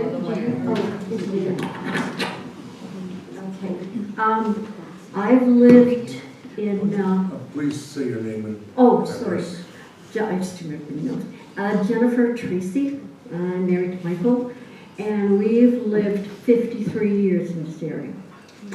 We bought this property after we just got married, so we know a lot about the area and about the people who worked so hard to make it what it is. I came to this meeting not knowing if I was opposed to this, just so you know, because I was thinking, oh, you know, you have to have change. You can't always stay the same, right? Nothing stays the same. But I also came here for information. And sadly enough, we haven't had that information. I first of all thought we were talking about a fancy condo complex, and I thought, well, that wouldn't be too bad. People invest a lot of money in a condo complex, and you should plan on staying there for years. But then I found out that wasn't what it was. I also found the developer stood in front of us and talked about things that most of us weren't interested in. I'm sorry. But when he said about the highway getting, that they've been told they should have access, not off Henderson, but off Donald, that was because that was the only option that made any sense, because Henderson isn't, but neither is Donald. We have a community club going in there. We're going to have families, we're going to have kids. And how you're going to have traffic coming in, you're going to have traffic coming out. And so that made absolutely no sense to me. And what about the kind of area we want? We're going to have more traffic. I live right on the bend. I lived at 52, 56. I live right on the bend. We've had serious accidents. Years ago, my neighbors were there where a truck hit a car going around the bend. The girl died in the car. We've seen lots of accidents. That's very important to us. We all have kids, we have grandkids, we have everything, right? What about the bikers on the highway? Nobody's mentioned bikers. My husband gets out and tries to bike every morning on the highway. That's the kind of community we want to be. So sadly, and also another thing, is this just the start? Like, why are we doing this? Is this just starts with tomorrow? I have quite a bit of property. If I decide I want to now sell and put in some sort of thing like that, or is it just going to be, if we change zoning and we do all this kind of stuff, you see, as long as it follows stuff, do we do that?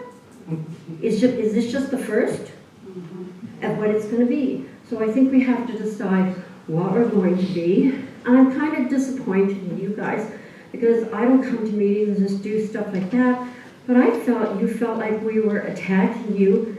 And if I was sitting there, because I worked in schools and stuff, I would have been very proud of these people that came out wanting to defend what they have and wanted you to have the answers.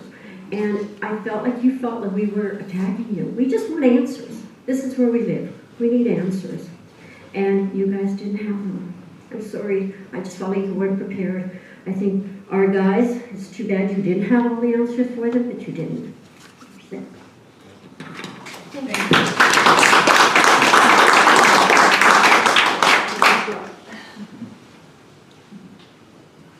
Barbara Growers. Thank you. John Perry and Jennifer Gashinsky.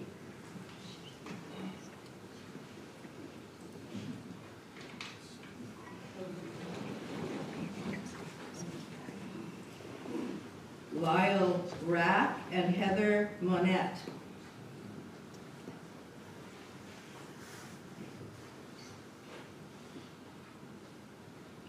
Lauren and Cheryl Yaskew. No. Nothing good. Nothing, but you are here, so yes, okay, thank you. And And Jim. you want to check the Shinsky? Gushinsky, G-A-S. Mr. or Mrs. Gachinsky, are you on Zoom?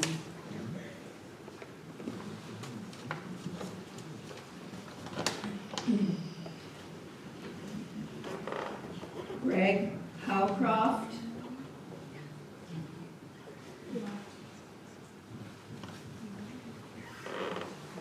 Clyde and Debbie Barth.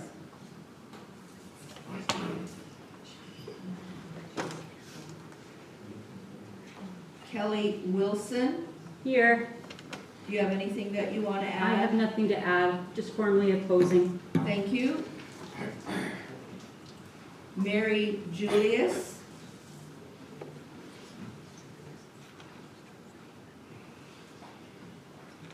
Anita Best. Here.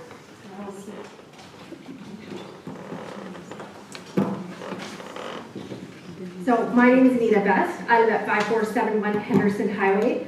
My family's been a part of this community for 48 years. Our first home on Rebec was built because I was being born. My parents moved down the street to 13 more acres away from a two-story because they're older adults, and older adults do not like two stories for falls. So I got my piece of the pie, Rob Belanger, yeah, 14 beautiful acres on the iconic Henderson Highway on a blind spot. I wouldn't change a thing. I love raising my 4 boys there because obviously he got to talk about his family. I'll talk about mine. Where is our community? Where are my swimming lessons? Where are my sports teams? Where are they for South St. Clements? I have to drive to Selkirk, Seven Oaks, or Elmwood Pool for any type of swimming. For sports, Selkirk, North Cledonan, East St. Paul, if you're even lucky. Community Center was supposed to be built 12 years ago when our 3rd son was born, and I was promised there was going to be daycare. 2 boys later, still no community center, still no daycare. Let's talk about healthcare. No one has mentioned that at all as well. So as a registered nurse and a healthcare provider with the Interlake Eastern Health Authority, our home care services are stretched thin already. We do not come out to narrow, and I can tell you that from personal experience. When my dad had his surgery and he was dressing changes daily, he was required to drive to Selkirk if that was an option for him. Surgical wounds bilaterally to his legs for dressing changes. Thankfully, I'm a healthcare provider, so I took that burden off my peers. Okay? Public health. You're telling me families are going to live in those units. Okay? When are they going to have their newborn infant screenings, their weights? Their services are stretched thin as well. So, are we actually even concerned about the narrow residents in our healthcare system? Yeah, sure. Selkirk added 2 more units on there. We don't have nurses to staff it. They're always understaffed, and they're working double time. So where are those ambulances going to come from, and the paramedics to come when our elderly fall from our 2-story stairs that they really want to live in a rural community that is actually going to be paved paradise? There's no walking paths, there's no streets, signs, and I don't even let my children ride their bike or walk on Henderson any longer. It's not safe. Next, I'm glad that someone brought up education. Let's start with that as well. Brewery's Transcona School Division is at its room already. 2017, Dr. Hamilton put on 1,800 square feet to accommodate the extra students. They're at capacity. They had to change boundaries to make Birds Hill School. French Immersion at Sun Valley in the city was at capacity and could no longer take the children that live in our area. Caledonia East Collegiate denied 80 vocational students entrance into their programs, and the students could no longer from our area take automotive, culinary arts, and electrical as an example, because there is no room. Rarice only offers limited specialty program, which is an advanced placement. So were they even consulted? Did we even think of that as well? Home care. Where are the healthcare aides and nurses coming from to provide this care to these 200 extra residents in our community? And who says that that's who's gonna live there? It's gonna be families that don't understand our community, that don't understand we have no resources, and that are gonna be scrambling for things for their kids to do. Busing. Ruby's Crantona busing.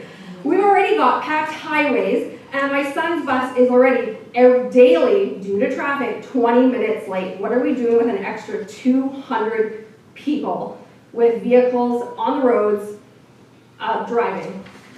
I don't know. I don't know if I missed anything else because you didn't want us to read what we had on our letter already. My letter to you guys was 3 pages. But what is this development going to do when we have home care issues, we have health care issues, we have school issues? That's it. Thanks. Thank you.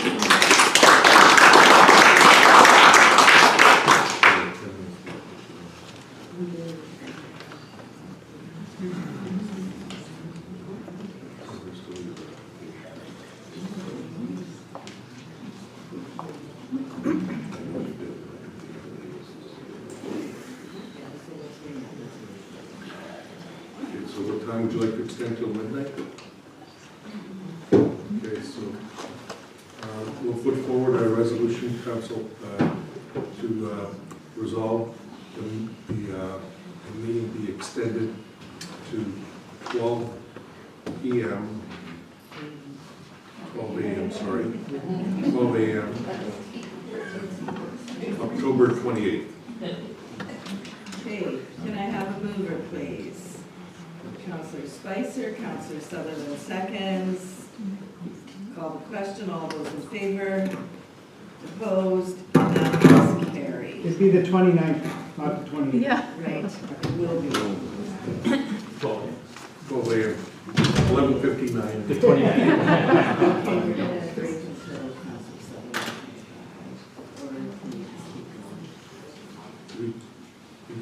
Well, we can't because it's a public hearing and stuff. So. Yeah, we can't because it's a public hearing. So we're just taking a break as Councillor has stepped out as part of the public hearing has to be marked.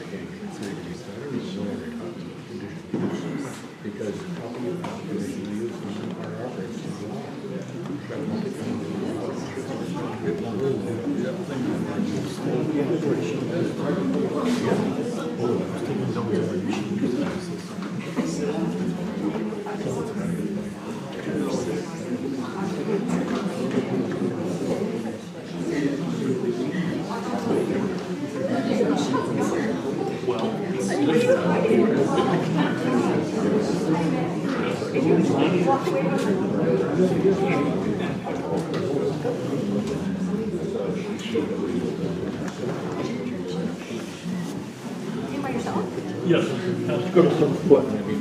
There's something to it. Quality. Yes.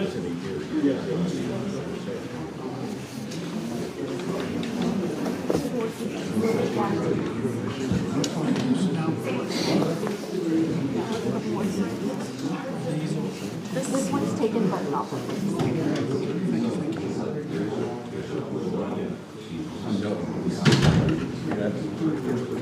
Yeah, I know everybody told me that, but no, I don't want to. You go to 343. I would have to sit here and do this.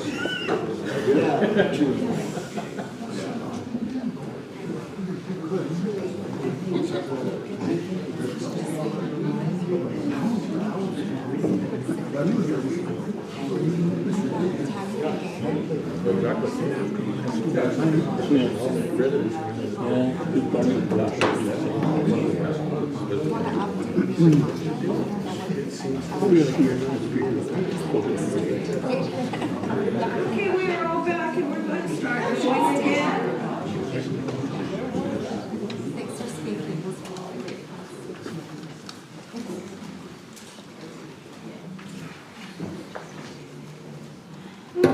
next name I have here is Colin Sulkers. Colin Salters. Colin Sulkers, if you wanted to add anything, or? You don't want to hear what I gotta say. Come on. Take over the Nora Bures, I think, I'm sorry if I mispronounced that.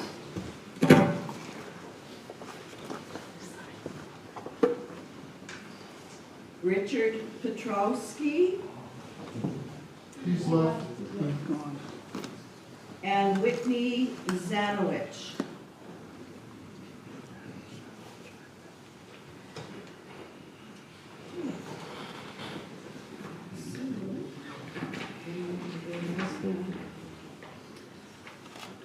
Okay, I know there's still a number of people on Zoom. I believe that I have gotten everybody or called everybody's names that was on my list, so I'm going to ask our CAO to check with the people that are on Zoom to see if there is anybody that wishes to speak.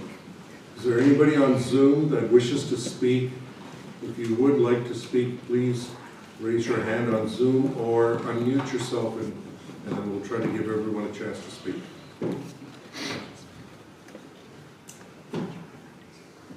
Again, is there anybody that's on Zoom that wishes to speak?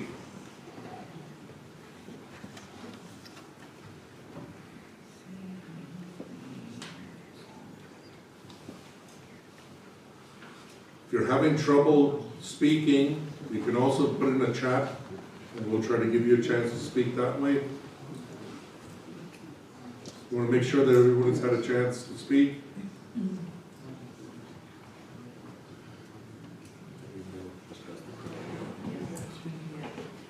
Okay, I know that there's still a lot of people in the building here, and I'm going to give everyone an opportunity if they wish to speak. Now would be the time if you want to raise your hand.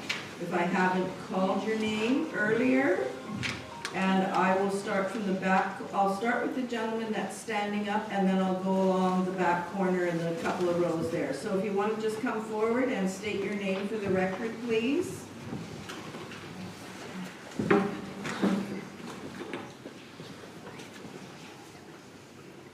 My name is Robert Bettner. I live at 5582 Henderson Highway. I appreciate the opportunity just to make a couple of comments, although a lot of this ground has been threshed already. I think at the outset, I appreciate what the CAO has been trying to admonish everybody to do, that this is two separate and distinct processes. However, I think you have to pull them together simply because this is like registering a property transfer and a mortgage. It's in series. One makes no sense without the other. Nobody would apply for a rezoning if they didn't have some kind of a project in mind. So I think you have to look at both of them together in order to make sense of the zoning application. That being said, I will try and be a good boy and play within the fences. My next comment is just, I was irked by the developer's presentation.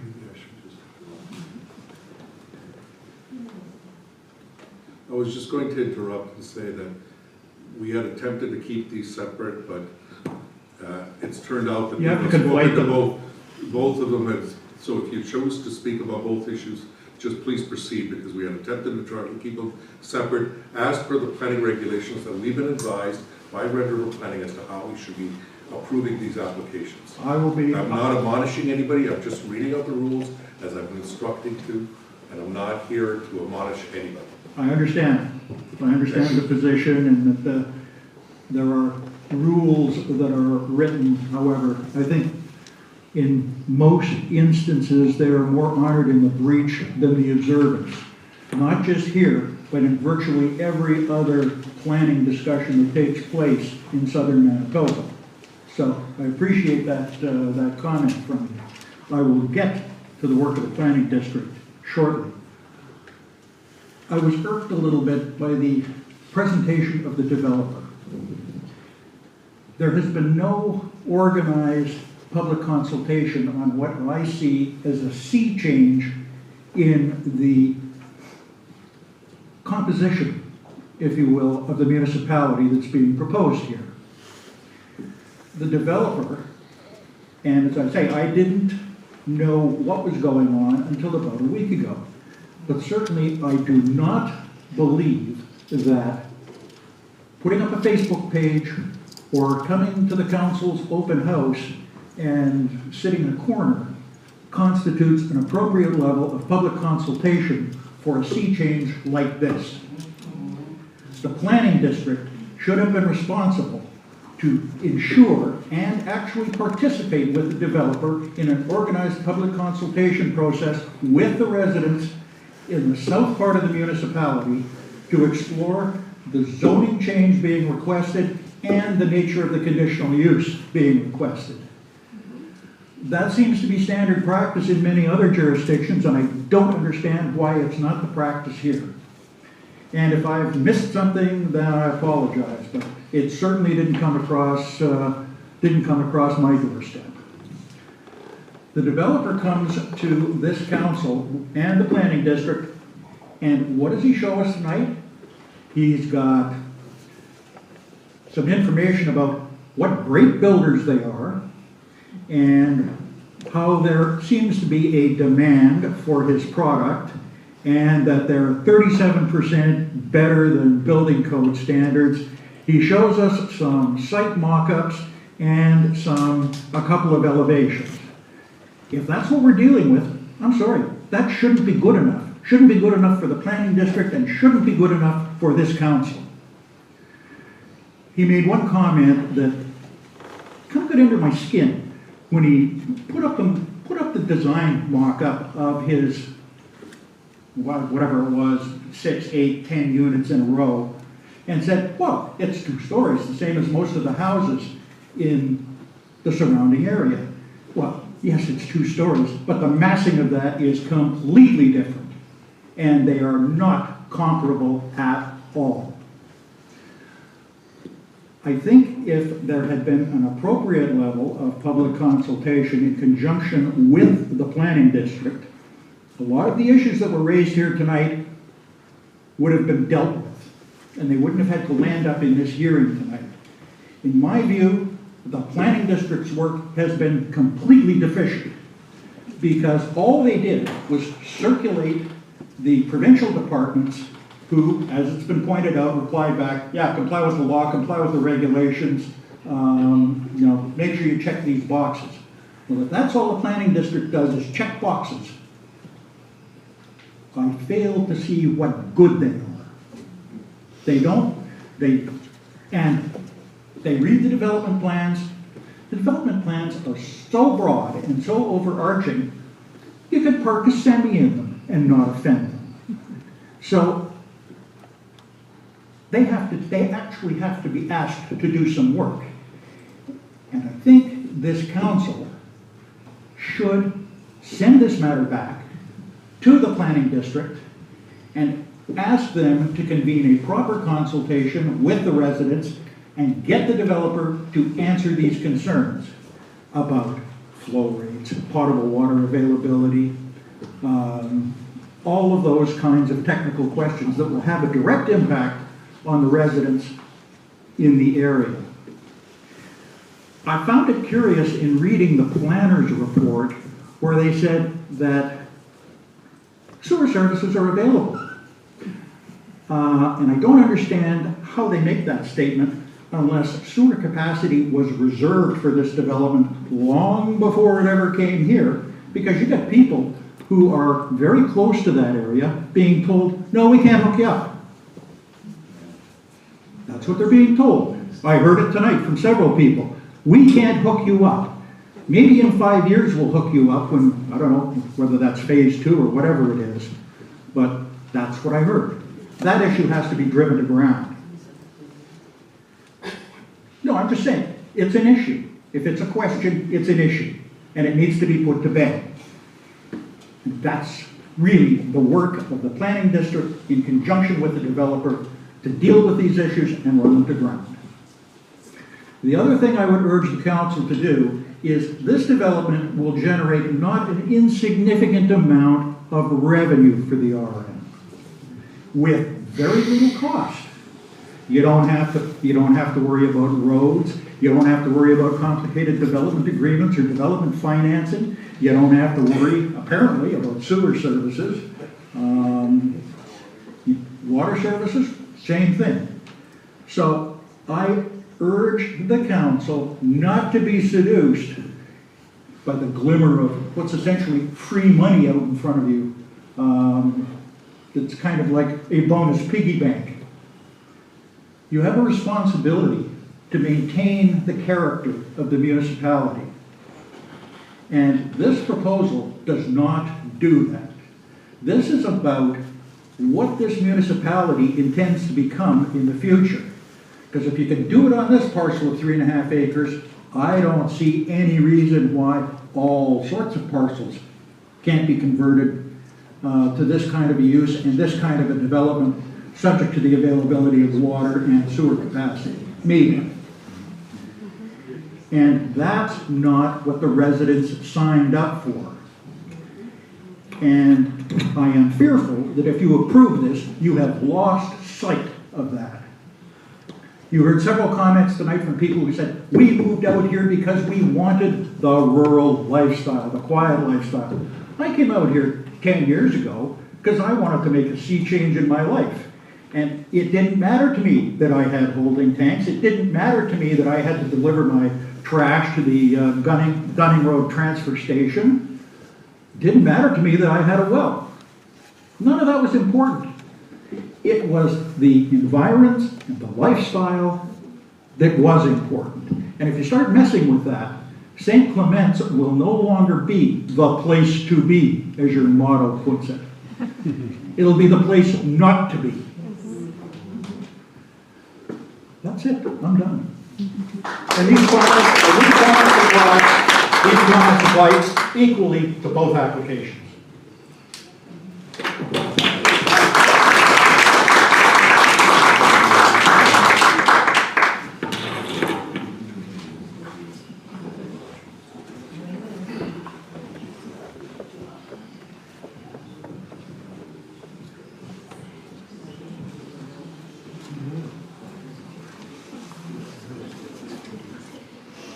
Okay, I thought there was a lady or a gentleman in the back there that wanted to speak. Do you want to come forward, please? Yes, I do.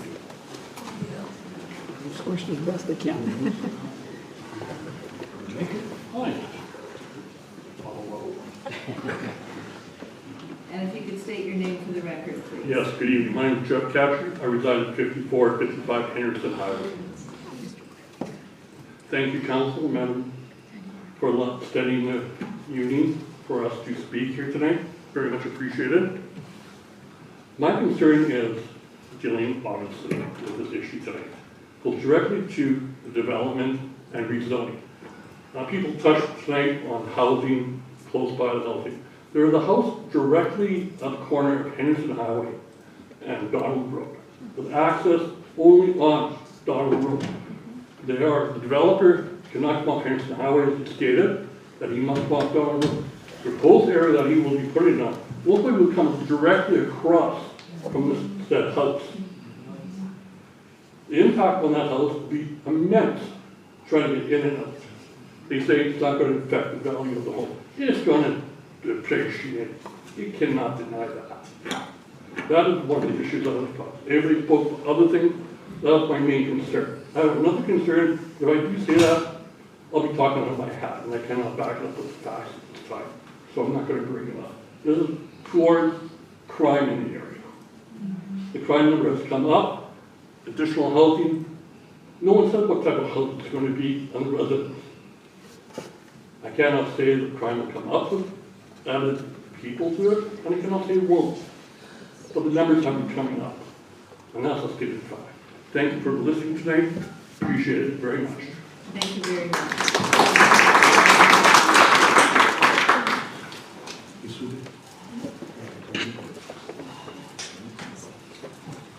Okay, and I think the lady in the kind of orange jacket, if you want to come forward.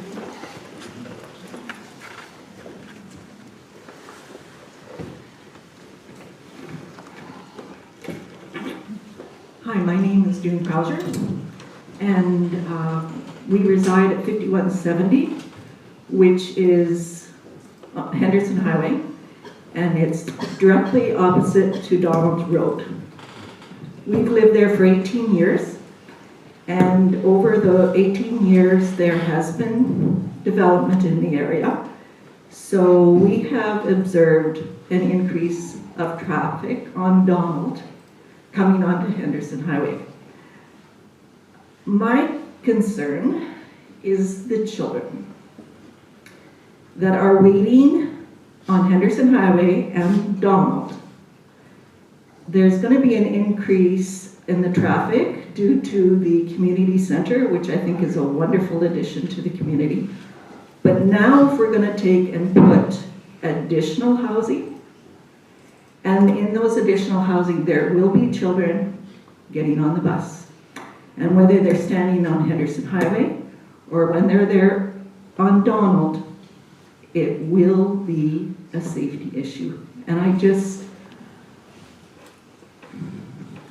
want that to be considered for the safety of the next generation when decisions are made.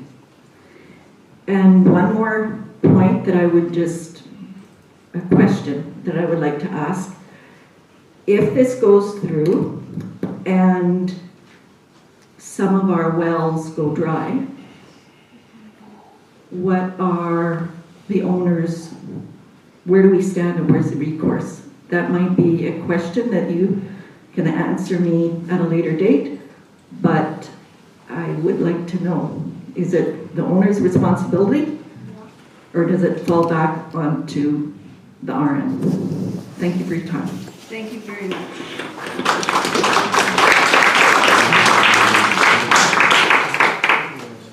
Okay, and I'm not sure if there was anybody else on that side of the room. Please come forward.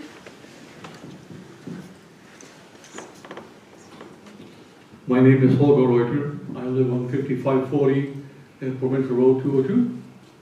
I've been living there for 16 years, and I wanted to get out in the country for a long time. That was my opportunity 16 years ago. I never regretted it. But what I'm seeing here right now, I really don't want to speak anything about it. But from what I'm hearing is you want to pass this 80-unit apartment building, block, whatever you want to call it. That's one step. Where are you going to stop? Are you going to continue to put more houses in different areas? Are you going to be making it, let's say, Rebec Road, Main Street of Selkirk? I don't know. You might not.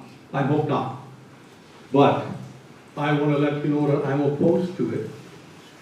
But I'm also very, very much impressed with these gentlemen and everybody else who talks here, because they have all the facts, what's needed to present it to you guys. And there is something in the presentation from these people because their life will be affected by it. So with all due respect, Mayor Kilgorn and Council, what would you guys say when this gentleman here is going to come and say, hey, you know what, I'm going to put an 80-building apartment block beside your house? Any one of you, would you like it? Probably not.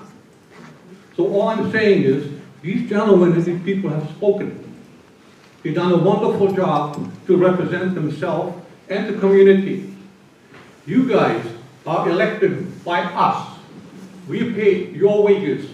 You may not want to like it. But what kind of job have you done? You may not even going to do it by yourself. Either one of you. You probably have your people working for you. But you're the overseers. And Madam Mayor, you're the head of the whole thing. So you should be informed. Obviously you're not. So I'll rest my case, and I wish you well.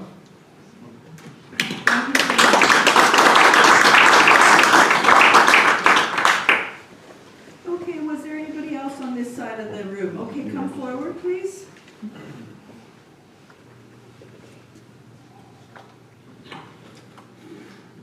ladies and gentlemen of the council and our You have neighbors in the to, community. can you please state your I name, will. please? Yeah. My name is Susan Boutte, and I live at 5100 Henderson Highway, just a stone's throw away from why we're all here tonight. I'm grateful for this opportunity to speak in unity with our community regarding this monster that has been laid at our feet. Whether we have lived here all our lives or whether we have moved here, we are all living here for the same reason. We don't want to live in the city with all its problems, like we've all said.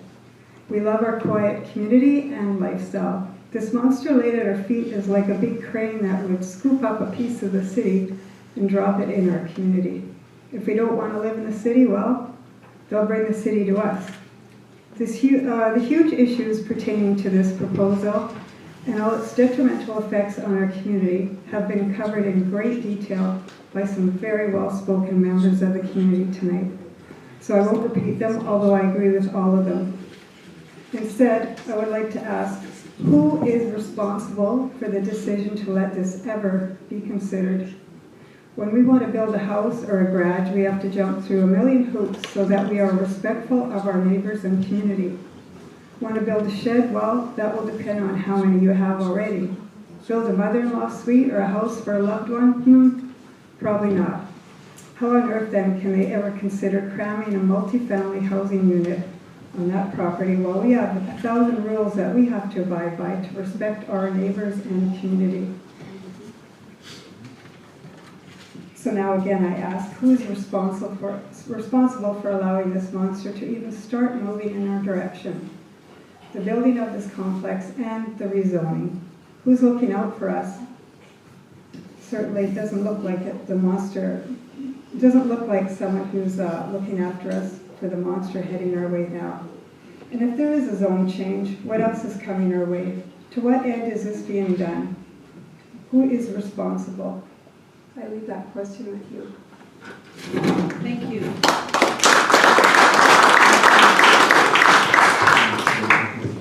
Was there anybody else on this side of the room that wished to speak this evening? I'm going to go to this side of the room. Is there anybody on the, I guess, my right-hand side who wishes to speak this evening that hasn't had an opportunity to? Okay, I don't see any hands going up, so I'm going to go to the hallway. Is there anyone in the hallway who would like to speak that hasn't had the opportunity to yet this evening? You said if you want to speak, I think you should speak. And he said that he didn't want anybody to hear what he had to say. So after he's sure that he's said what he has to say. Come on, Colin, you can do it.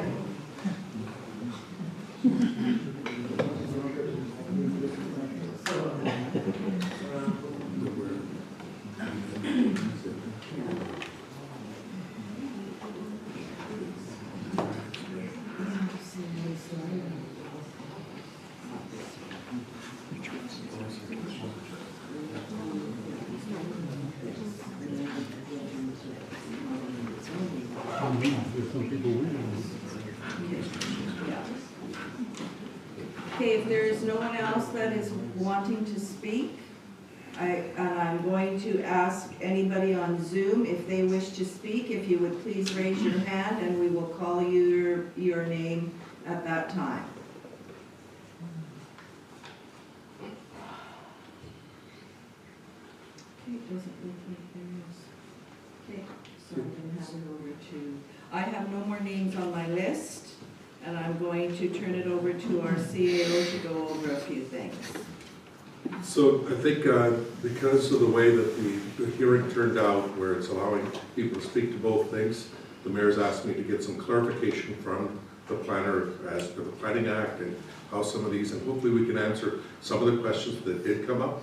I know that we won't be able to answer all the questions, and we apologize for that, but we can't always answer all the questions, and in some cases, we can't answer the questions in the way that some people may like. So I'll start with the first point. So the reason that this was done as two parts, Jennifer and Valentina, is that, can you explain just overall that there's the rezoning, Valentina, attempted to explain where the rules are and what it applies to it, and then there's the conditional use. So if you could explain that when you have a rezoning, there are, the reason why Red River Planning recommended, and why there are others, and what that allows, and why a conditional use is seen as a separate application, because it's not allowed in that particular zone as a right. So I think that needs to be explained a little bit more so that everybody understands. Yeah, either one of you, I'm just not qualified to explain it properly. So the rezoning application sought to rezone the property from rural residential. You can take the one off there. Sure. Thank you. So the rezoning application sought to rezone the land from rural residential to residential service. Residential service allows a variety of uses directly outright, such as single-family dwellings, home occupations, but a conditional use is required for a multifamily development. So the one application tonight was strictly for the rezoning that could have included single-family dwellings or multiple family dwellings. In our review, what the Planning Act requires us to do is look at compliance with the development plan. So we know that the area is designated under the district development plan as general development. So we look at the policies under that designation, and does this type of zone meet those policies? And yes, it did. Therefore, we provided a recommendation that second reading could be given. As part of that review process, we also circulate to government agencies, to the municipality for feedback and comments. Under the Act, there's limited conditions that can be added to a zoning bylaw amendment, and that's one condition of a development agreement. And that can specify infrastructure requirements, design considerations, parking, infrastructure, those sorts of details. The second application before us this evening was the detail, was the specific, is when you're looking at the multifamily on this particular site and the details that go into that. What specifically is being proposed as part of that, and what considerations need to be given. As part of our review process, we look at the zoning bylaw. Is it consistent with the zoning bylaw? But we know that that's still in process. So I'm not sure if that assists Mr. CAO or what you're looking for, anything more specifically? Yes, that helps to explain it. I'm just going to try to walk through some of these things, hopefully to help answer a lot of the questions, and then when council has an opportunity to speak to it and deal with it, they can, because I think there's been some questions and the mayor's asked me to get further clarification. So if a rezoning occurs, that doesn't mean a conditional use is an automatic approval. Correct. And so the decision to make that application sits with who? The applicant. The applicant. So the applicant is allowed, like any other property owner, to make any application. And we're compelled to accept that application, whether it's compliant with the development plan or the zoning bylaw. If an applicant wishes to proceed, we're compelled to accept that application and provide you with recommendation. And if council, there are two applications here, so there's a rezoning and then there's a conditional use. And so if the rezoning was approved and it goes to second reading, then we have to go through all these, and if there's enough, if it meets the criteria under provincial legislation, then it automatically goes to an appeal to the municipal board. That's correct. If Okay, it meets the threshold. and then it would be the arguments on only the rezoning part that would be going to the municipal board, not the conditional use. That's correct. Okay, so when the application, if it was rejected, what is required from legislation for a rezoning under the new legislation? If the rezoning application is rejected, council would have to provide their reasons for rejection. Okay, and if those reasons don't meet the provincial criteria, such as these types of rezonings that are already within the policies and approved, then that can be appealed to the municipal board. That's correct, and the applicant can appeal that. And then if that applicant appeals, then all of the issues that were necessarily brought up here don't necessarily get addressed at a municipal board. Correct. Is that correct? Okay, I That's just wanted to correct. verify that. And so, now, if the rezoning was approved and the conditional use was not approved, does that just mean that the rezoning is moot? No, the rezoning wouldn't be moot in absence of the conditional use. There's still existing permitted uses that could go forward on that site. Okay, so, and the reasoning that that land has been identified by planning has been that it meets certain requirements. That's correct, under the development plan. Okay, so people may agree or disagree. I'm asking the professional to answer the questions so that I can just make sure it's clearly understood as to what's being presented and how it's being presented to help the community. That's all I'm asking these questions for. So the next point on this is when planning has received many applications for development throughout this entire district for many years, for a lot longer than I've been around. So in these applications that come forward to planning, there are usually requirements for hydrological studies, traffic studies, impacts, all those kinds of things that come in. And all of those things that are required, are they required to be completed before the application is done or after the application is completed? They are conditions of the approval that must be fulfilled to make sure that that development meets the regulations and the expectations. Okay, so when Provincial Highway says the traffic study needs to be done, because there's a lot of questions about doing those types of studies, looking at blind corners, looking at access, looking at going and pointing in the right directions, all that is done by professional engineers that are then required to produce a proper traffic study that is reviewed by the province of Manitoba, who is the governing authority on Henderson Highway. Correct. Okay, so I just wanted to make sure that the RM has no control over traffic studies on a provincial highway. That's a province of Manitoba. That's correct. Okay, so when the province, excuse me, sir, you had your chance to speak. I'm looking for clarification. And then if the mayor, if the chair allows, you can have another opportunity. I'm not trying to cut you off, but I have to follow. Clarification is wrong. Sorry? The clarification is not correct. You'll get a chance to speak to that. I'm asking a clarification, I'm getting an answer. So the clarification, the other part of that is if, as to the water requirements that was also identified, that's a requirement associated with the multifamily, not necessarily with the rezoning. That's correct. Okay, so the rezoning would give you certain development rights, and then based on those development rights, when you go to the next step of applying to, either you're allowed to put something in there, which are the single-family dwellings and so forth you've identified, but if you go to put in something like a multifamily, then that requires additional approvals and additional requirements that need to be met, which is the development, the conditional use that must be met. And that conditional use can then ask for those types of additional studies, such as requiring hydrological study, all those types of scenarios as part of that. But it can't be put into the rezoning, is that, am I correct? Or? That's right. So as part of the conditional use, we didn't get there yet. We had, I believe it's 7, sorry, I was just looking, 8 recommended conditions to go along with that to address the details. Okay, and so those were details based on some of the dialogue. Now, if a rezoning was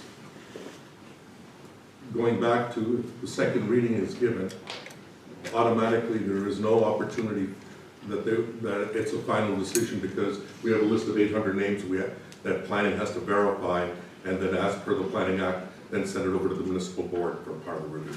That's right. And so, and that's where the clarity needs to be really clear here, when those are oppositions against the rezoning or the conditional use, because that's what the municipal board will be looking forward or looking at. Okay, I just wanted to check on that. Now, if, I apologize,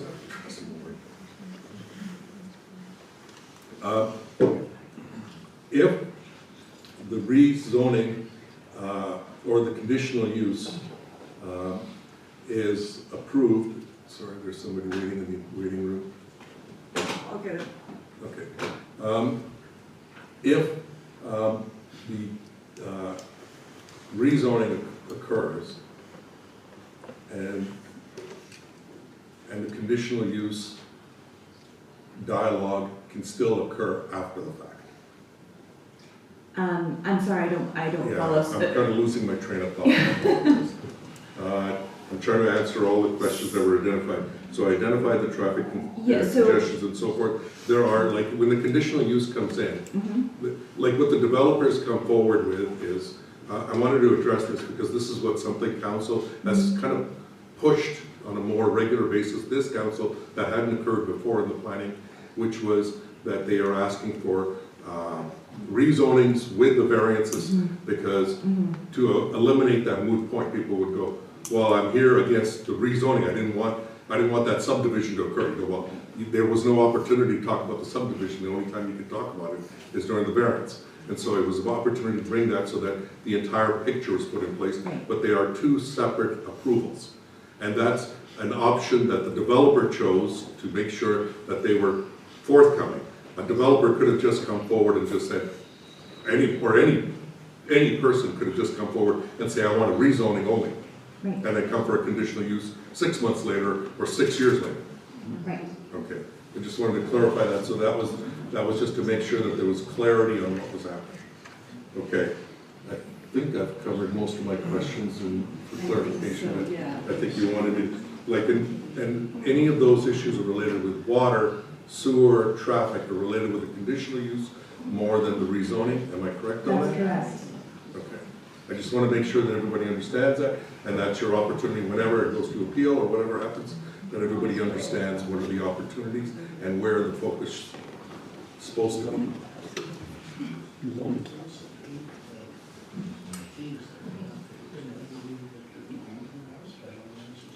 Sorry?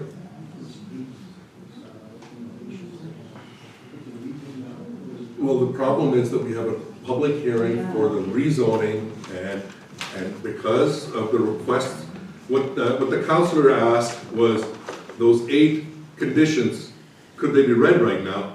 And we said, well, we can't because we haven't started that public hearing yet. We're still in this public hearing. And as part of this public hearing, because both things have sort of melded together, the mayor asked me to make sure that I clarified where those things separate and where they don't.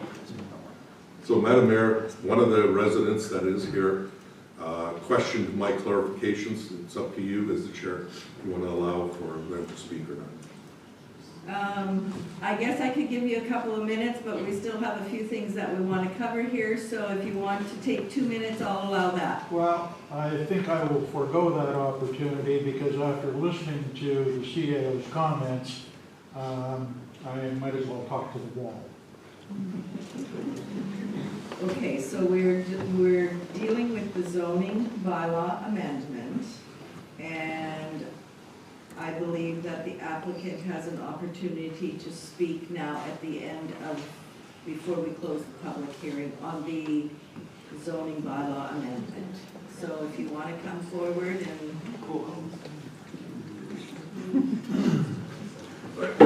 Sorry, before you get started, because there's a lot of faces looking, the way the public hearing process works is the applicant comes and makes a presentation. People for and against speak, even people for information listen, then the applicant has a right to respond to all those questions. That's how it works. This is not any different, so I just want to make sure it's totally clear. I haven't heard a lot of force. I know we haven't heard a lot of it. Go ahead. Yeah, I'd just like to say, you know, sorry, my throat is dry here too. I can appreciate the passion and the comments from everybody that came here. I think there is a lot of history of how these processes go forward and the review process from Red River Planning. When we look at this property, we look at the zoning bylaws and the development plans, and we see that this fits with the overall picture of development and growth with the community. We know that there is a huge need for housing in this community. You know that. Okay, sirs, everyone, You know what? look, the developer stayed very quiet, gave everybody your opportunity to speak, and people have had a significant amount of opportunity to speak. This is their turn. To be fair, please allow him to speak without interrupting, and let's respect each other at the end of the day. Because one day, one of you will be coming forward with the development of your own lands. Or not. You're sitting up there. Yeah, so I think I'll just finish by saying that we feel that this checks a lot of boxes. We feel that this hits a need that the community at large needs. You know, I'm not unfamiliar with coming to public hearings, looking for new development, and often hearing from people that already live there that they don't want new housing. I think it's worth noting that in order for them to live there, somebody had to develop that housing first. So I do think that people want to stay in this community. That is what we've heard, is that there is a lack of opportunity to stay in the community. We're trying to provide that, and we think we're providing good options for that. Thank you for that. Okay, so we can go second reading to the zoning bylaw, or do you want to do the other? So, pardon? Close the hearing. We'll have to close the hearing, and then maybe if Madam Planners, can you explain what are the options available for council? For sure. Oh, I'm sorry, I thought you were Before we close the hearing. I'm sorry. So the options available to council are a resolution not to proceed with the application. Council can ask for additional information, at which time they would adjourn the public hearing to a specific date and then hear the new information that was presented. Or council can decide to give second reading to the zoning bylaw amendment, understanding that it doesn't appear we can give third reading this evening, given the number of objections that have been received, but still require verification. So I'll bring forward the resolution to close the public hearing. Can we have one point of clarification? I will allow you, yes. Thank you very much. The concern is that we've gone through a lot of work to get 800 signatures. There's some gaslighting going on. There's this issue and there's that issue. We're not developers, and we're not council members, and we're not on regular plan. We don't want an apartment block in the country. It makes no sense. Will those signatures carry over from the bylaw opposition over to conditional use? Will it be the same, or do we have to repeat this whole thing to oppose the conditional use? Like, are we being gaslit? Nobody's gaslighting, and you may be, I'm just explaining the rules, nobody's gaslighting. No, what the attempt is to make sure that you have the opportunity, and if you want to put those forward, and the problem that we'll take a look at is that, does that occur? It can be put into both, it can be put into one, we'll look at that. If that's the request, we'll move those to both, that's fine. This actually is towards both. So it's towards both, so those will be, but the point was that those are two separate processes, just to make it clear. Yeah, but I want to make clear that our position is to move processes rather than have to repeat the whole process. So we can go to the Understand. municipal board twice. Understand. You go to the municipal board once, and it'll be related to the rezoning. And then we'll go again with the conditional use. No. No? No, it'll be dependent on what the issues are related to the conditional use. Yeah, so you're imposing everything, we'll take a look at this, we'll verify, and we'll report back. Okay, we'll consider it as being against both of the signatures that said that, that's fine. So this is our last chance, or? No. There's a chance here that if the signatures meet all the requirements under provincial legislation, then it automatically, that'll be reviewed by planning, and then it automatically goes to the municipal board. And the municipal board would then do the next level of hearing. So that's how the hierarchy of planning approvals occur in the province of Manitoba. It's just hard to me to see that everybody around there doesn't want it, This guy wants it because they want to make money, that's their company, that's what they do. And everybody opposes it, and you can put it through. That doesn't make sense. That's why there's appeal mechanisms, sir. I just Doesn't make sense. I just want to ask clarification about regarding rezoning to the planning board. Right now it's rural residential, which allows single-family dwellings in its current state, correct?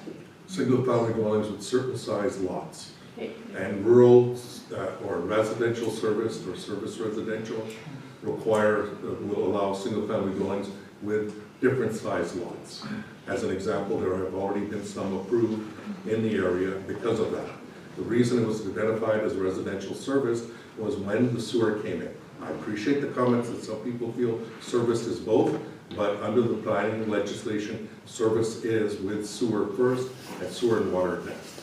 Those are both considered service. Now, obviously, if you have service with sewer, the size of the lots and the amount water draw and all those things become concerns, and then that's when they circulate it to the province, and the province identifies, under the Office of Drinking Water and other areas that would review and say yes or no. So based on the current zone and what the community wants as single-family dwellings, it doesn't need to be rezoned to satisfy what the community wants, correct? Like the community wants single-family dwellings, so it doesn't need to be rezoned, which is what you're voting on. The community wants single-family dwellings, Yeah, and it can remain but there has been residential. some comments that single-family dwellings like the Kraus subdivision or others, some of those require the rezoning. The intent was when the development plan was created, when it went through many years ago, that the development plan was approved, it took into consideration all that piping that was put into the ground to accommodate that kind of development. And that's what the rezoning is about. Then when you get into more densification like multifamily, then the conditional use comes in. Thank you. Am I correct in that? Yes. Thank you. Please correct me if I'm wrong on any. Yes, sir. Okay. So right now, it's zoned rural residential. Correct. And that dictates a certain size block, correct? Yes. Okay. When it gets changed in the zoning, it becomes rural service. Do the lots get bigger or do they get smaller? The lots can be smaller. So under RR, there's a certain minimum size, but when it goes to RS, it can be smaller. Correct. So you're densifying that, correct? Correct. Okay. One thing I wanted to get clear here in the planner's explanation is the difference between objective goals and subjective goals. If I'm correct in this, the planning district's responsibility is to make comments on the regulations and the rules, which are objective goals.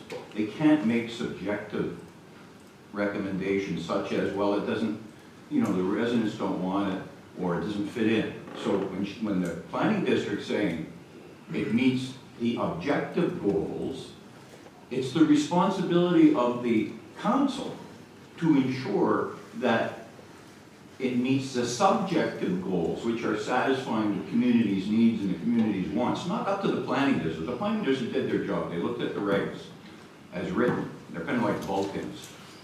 But it's up to the council to weigh the subjective things that the people want and make a recommendation on both. Is that not correct? You see, we missed the subjective part of this that the council has input. There is some subjective goals, and that's why the legislation was changed by the province of Manitoba, which said on certain subjective decisions that council make, they need to provide rational decisions, otherwise it goes to the municipal board appeal. So and it covers on both sides to make sure that the councils aren't too subjective. Of course. And on either side of that. And that's why there's two appeal mechanisms available. And councils can land in the middle of that, and there's still an appeal mechanism. So that's all there. And that's all fine and dandy. But does that mean that the council's going to make their decision based on the fear of going to appeal, even though they're representing what the people want? I don't know.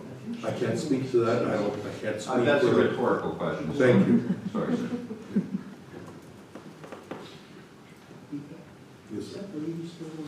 She's over there? The one that's gone here. She's the one that's there. Crystal, Kate, or Leah Klassen, did you want to speak at all, or you're just observing? Council wanted to make sure, okay, that's fine. You don't have to speak, it's just, want to make sure that everyone has an opportunity. Okay, so should we close the, I believe that we are at the point where we can close the public hearing on the bylaw.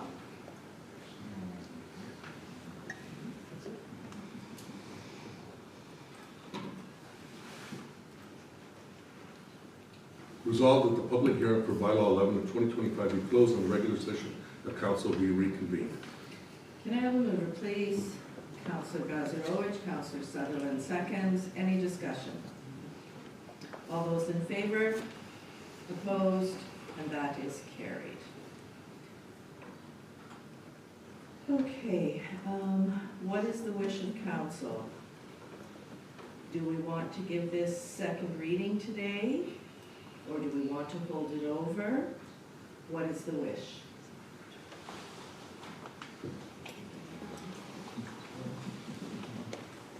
Start with the start.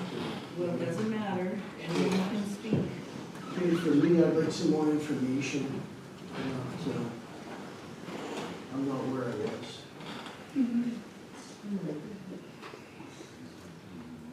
Hold it over.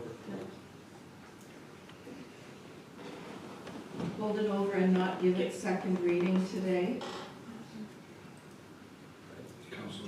I'll give it a second reading. Councillor Belanger, you're suggesting second reading? Yes, I am. Okay, so for clarification, council, are you keeping the public hearing open, or are you adjourning or ending the public hearing and just holding over your decision? Is that correct? Right, if additional information is required, the public hearing should remain open. If additional information is required, the public hearing will have to remain open. Okay, so then we will have to, because I've heard already on two sides that we want more information, so we'll have to keep the public hearing open. Typically, you would adjourn it to a specific date and let the applicant know what additional information is being requested. But at that time, nobody can come back again. It's in council's hands, right? No. So, the hearing's still open? The public hearing is open, so people have a right to speak, but new information can only be brought forward. Any information that's been presented to date has been completely and submitted.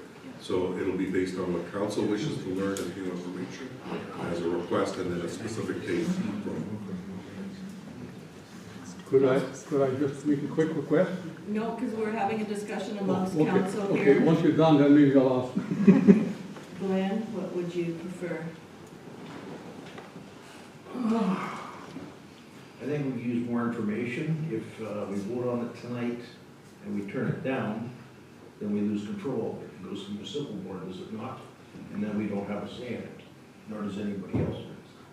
If they decide to move ahead with it, am I wrong, or?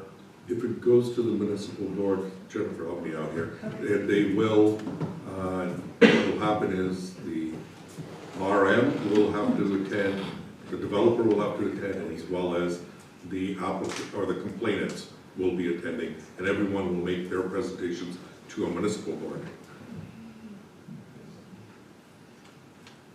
Councillor Spicer? Well, the truth is, if we vote it down or we give it second reading, it's still going to the municipal board either way. Yeah. Correct? From what we can tell, it needs to be verified by planning, but it looks like it would be. I think, yeah, verification needs to take place again.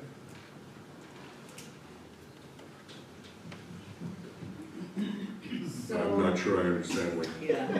Well, I'm thinking that the couple of gentlemen here presented pretty well. I'm thinking they can probably read what a petition needs to be. So I think it's going to get verified. Oh, yes, definitely. So either way, it's going to the municipal board. Correct. Yeah, I think that's the issue. I think there's a good assumption, I just can't guess on that at this point in the public hearing. Yeah, no, It's a good So, assumption. we only need 300, there's 800. so Councillor Boulanger suggested to go for the second reading this evening. What is the wish of the rest of you sitting around the table, please?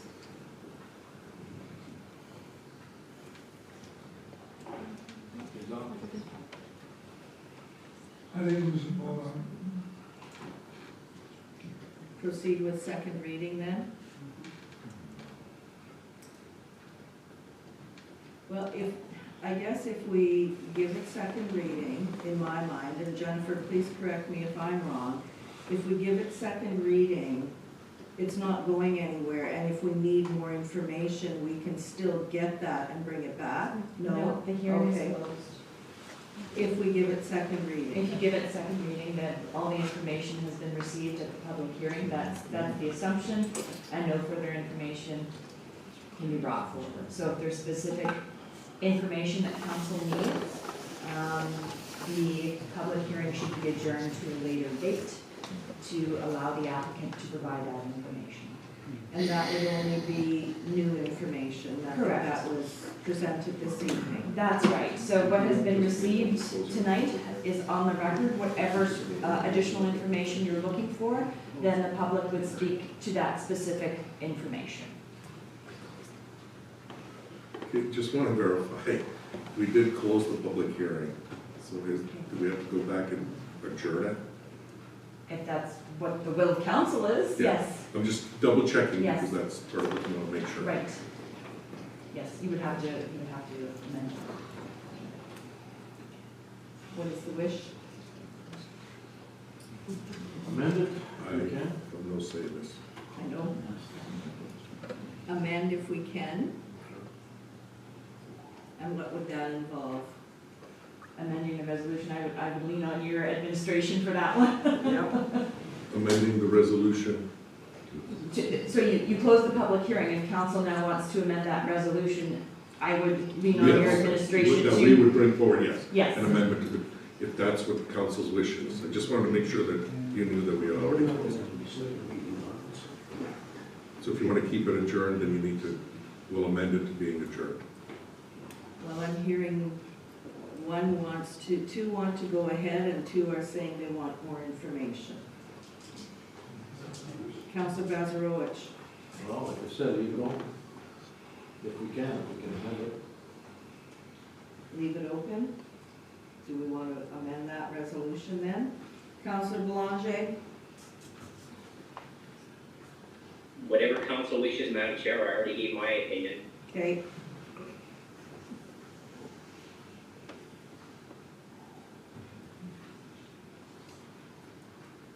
Jennifer, can you just explain one more time if we give it second reading, because we've closed the public hearing. Right. So if we give it second reading this evening, where does it go? If you give it second reading, no further information can be brought forward to council. Administration needs to verify the objections. As mentioned, we're very likely at the 300 objections, but we need to do our due diligence with respect to that. And then we would notify the municipal board that sufficient objections have been received, and they would take the process over from there. From that point, it would be the RM that would present at the municipal board, the applicant, the RRPD, and anyone who attended the meeting here today. So it's gonna go there anyways, right? It's going to the board anyways, so. You might as well. Yeah, it's whatever council wishes. Now, there's a chance to get more information from the developer. Geotechnical studies, traffic studies. What doesn't really matter because there's 800 votes that are against them anyways. But you can do that by getting them to do that by holding it over and getting that information. Or you can vote no, and it's done. No, it starts. Then it starts. Then the developer can appeal it to the municipal board. So it still goes to- However, we're fairly It's still confident we'll going. win at the municipal board, so we're not worried about that. If you raise a motion to reconsider the closing of the public hearing and amend it to adjourn the public hearing rather than close it, then council still has some control over the process. If you take it through to second reading, you've lost control over this process. You're hooped. Yeah. And then if it does go, then all those 8 stipulations you have in there will be gone. They're not moot because they have to do a third reading. It's basically a standstill position. No, they're not moot because they have to do a third reading. I understand that they Yeah. have to do a third reading, and that's always there. But right now, if they give it second reading, they lose control. Pure and simple.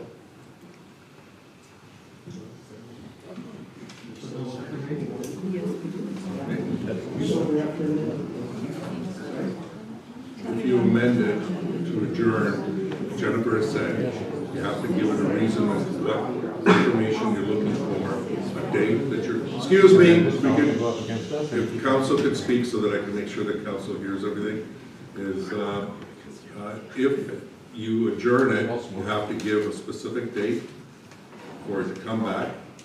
You have to identify what additional information, when new information you're looking for, as to whatever level of control you're looking for is for that.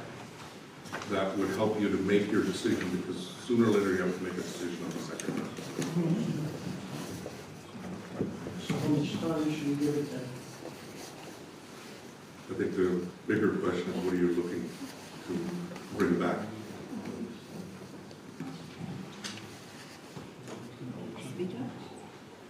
Well, the school thing for one.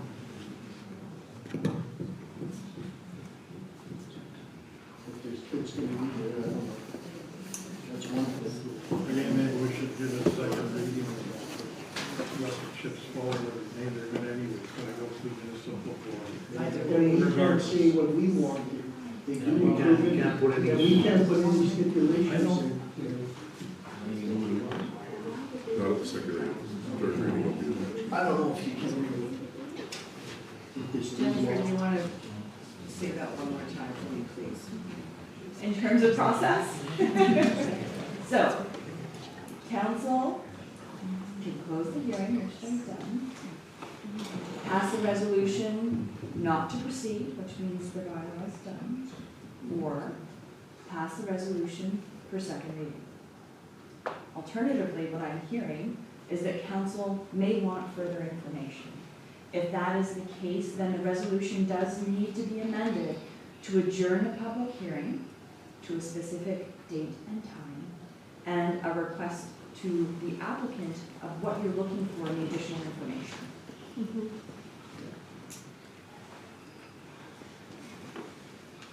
And if you deny it, you have to provide. I'm sorry, yes, correct. If council passes the resolution not to proceed with it, council is required to provide reasons for that decision, which then the applicant can appeal to. And can the council just say nobody wants it, that's a good enough reason? I just want to check, please, sir. I'm asking. With the character of the neighborhood, that's your reason. Yeah, you're not gonna win on character at the municipal board. No. You know, that's a fatal flaw in this. This is not getting through the municipal board even if he appeals it. Safety would be very big. Go ahead, Councillor Spicer. I have a question. Is there a timeline that council needs to be working on here? Very good point. So, presuming the hearing is closed, council has 60 days to make a decision on second reading. But if there's an adjournment, there is no specific clause within the act as to how long it has to be adjourned or how quickly it needs to move forward. Okay, thank you for the clarification.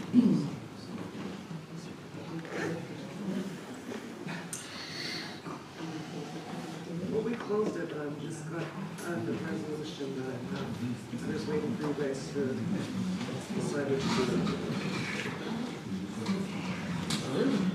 Yeah. Okay. What is the wish?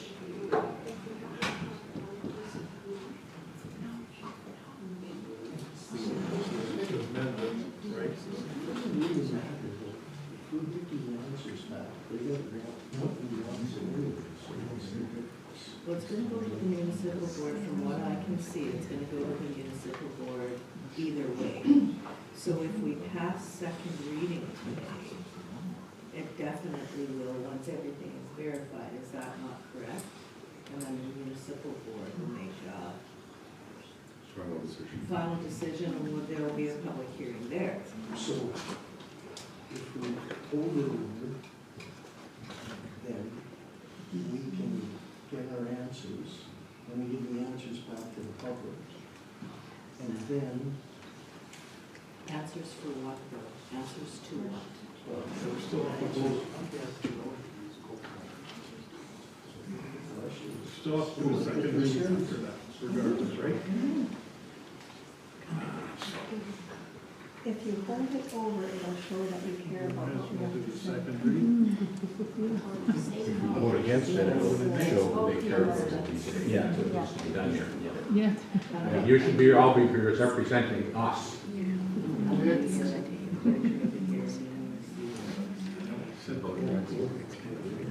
You have 1 minute. I won't even take that long. To me, it would seem just the simplest thing if you were to deny tonight, and then they can appeal. They've heard he's heard everything that everybody has to say. He can pull all the information together, and then they can try again. That would take the heat off you guys. Just say no, you've heard everybody, let them appeal. And then they can do it right. Whatever, but it takes the heat off of you. So if they appeal though, they're gonna get what they want. If you have no say in it then. The province will tell you what it's gonna be. That's how it's gonna be. I thought it just starts, they start from scratch. I thought No, That's not how it goes. Okay, I didn't realize that, that's. It doesn't, and then the only people they're appealing with, correct me if I'm wrong, is against the municipality in Red River planning, not the community. Community is no longer. Okay, I didn't know Or are that. they? 100%. I don't know for I'm not sure. 100% in that instance. Well, this is the first time council has made a decision. There is legislation that was recently introduced that they haven't encountered something of significance with this.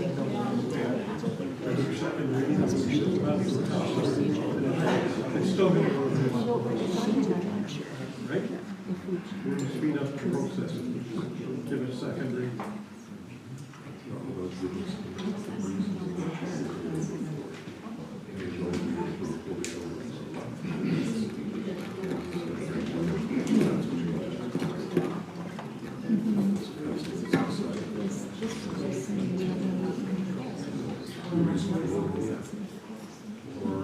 Or as Jennifer said, there's 3 things that are available.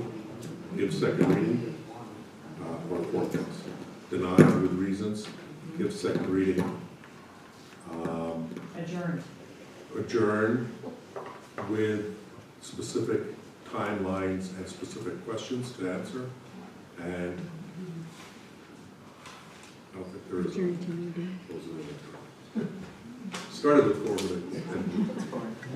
Just be mindful, sir, that we may have to amend the return date on the adjournment, depending on the nature and depth of the requirements placed upon the developer. Because some of these things, you don't reach in your desk drawer and pull them out. They require investigation, analysis, and report writing. And I fear that with respect to a lot of those issues, you're not going to get a report that's worth it in 2 months. There are some reports I don't think that we can ask for. You can ask for anything you want, sir. I don't think that's the case. I'll have to sign our sir. Thank you for your opinion, by the way. It's more than an opinion. You can ask for additional information. Typically, you wouldn't ask for complete studies to be completed at the public hearing stage. Those are typically conditions of approval, but you can ask for more information. Specific more information, or is it just more? Oh, sorry, so specific more information, right? If you wanted to see more information on drinking water, wastewater, traffic, those sorts of issues, you can provide direction to the applicant in terms of what specifically you're looking for. That's related with the rezoning. Correct.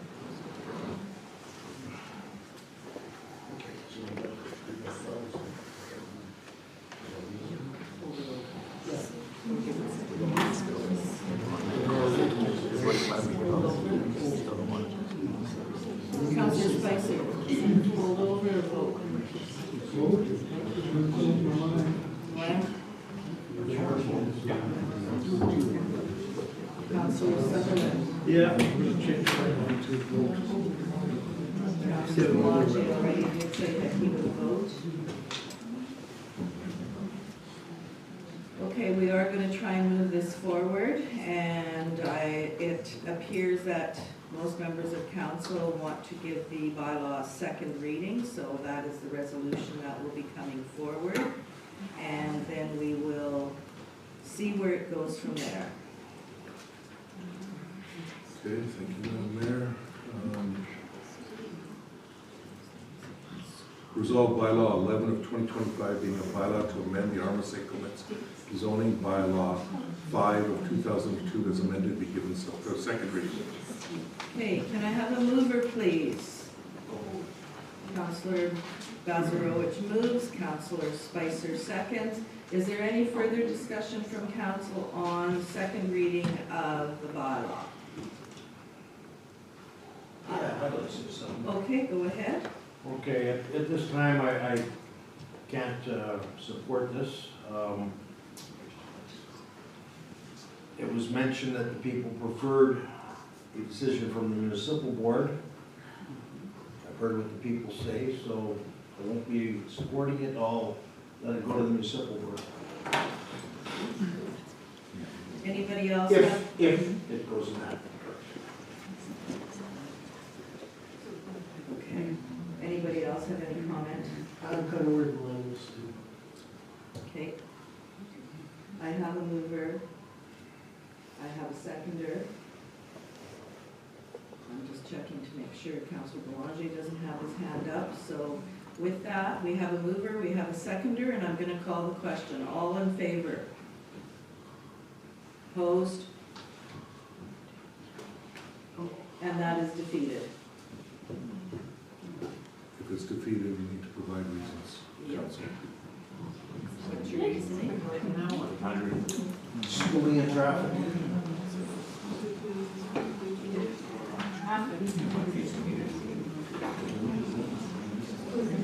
As part of the public hearing, it's a recorded meeting. Please do not comment on council's decisions. That can be challenged on an appeal. So, sorry, Councillor, what was your traffic? Schooling. Traffic and schooling. Go ahead, Councillor Spicer. Mine does not fit the character of the neighborhood. I don't know what section of that. I'll have to look that up.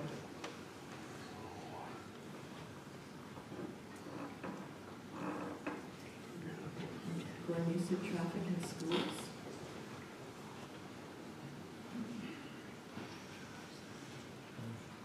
Are you getting all that? Cindy? Yes. I'm gonna try here. And who else voted against? They all did. No, you were I not. voted for it. And you voted for. Rushed. So it was a 3-3, it was a tie vote, which is defeated. No, he voted for it. It was, his hand came out a little later. Okay, so it's defeated. So the third is Council Horbus. Go ahead, Councillor Horbus. Traffic. That's on here already. Oh, my God. Yeah. No, I don't think he has that. No, traffic Water and and sewer, yes.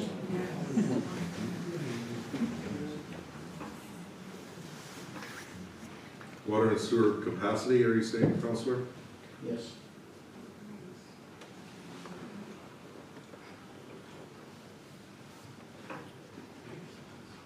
Okay, thank you. So we will hold off on the other application because there's no use moving forward on that until this one is resolved. Okay. Sorry? Well, then we just.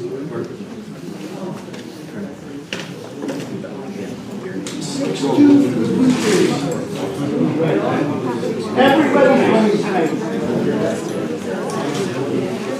sorry, everybody just, we have to pass the resolution with those specific items, or this is, okay, so. I'm just putting a draft.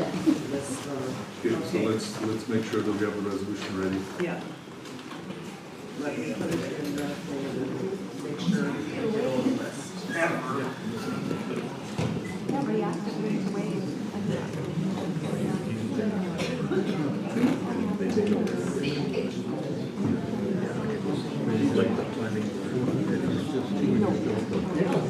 This is the same planning board that said that they can create existing properties. Everybody knows that's going on. Yeah, we'll just take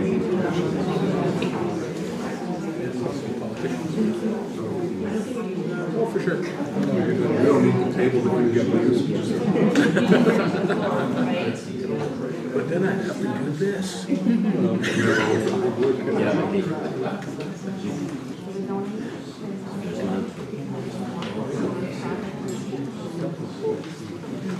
Okay. I feel with you. I would just update it right now. You're just updating it right now? Refresh the agenda and then you'll have the resolution and I'll fill in as we talk.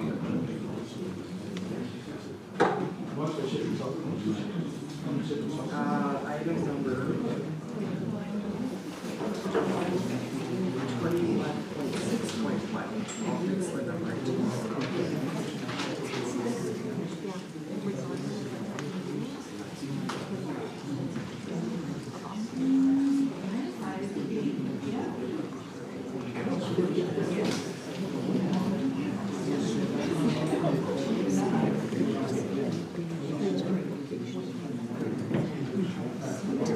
So let me see if I can try to make a resolution for you, council. So. Hey guys, this is important. Excuse me, I don't folks. see a part of it. So, resolve that council deny the approval of bylaw number 11 of 2025 at the meeting on October 28, 2025, with concerns related to traffic and school availability, traffic issues created by the development and school availability. Number 2, does not, the current secondary, or the rezoning does not fit character of the neighborhood. Okay? The rezoning does not fit the character of the neighborhood, that's what we want, right?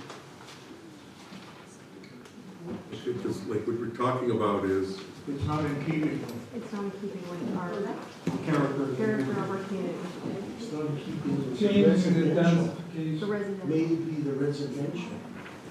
remember I had this discussion with the planners, that the development plan, or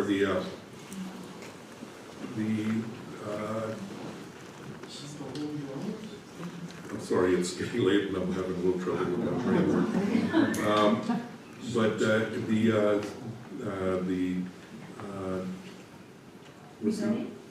no, the second part.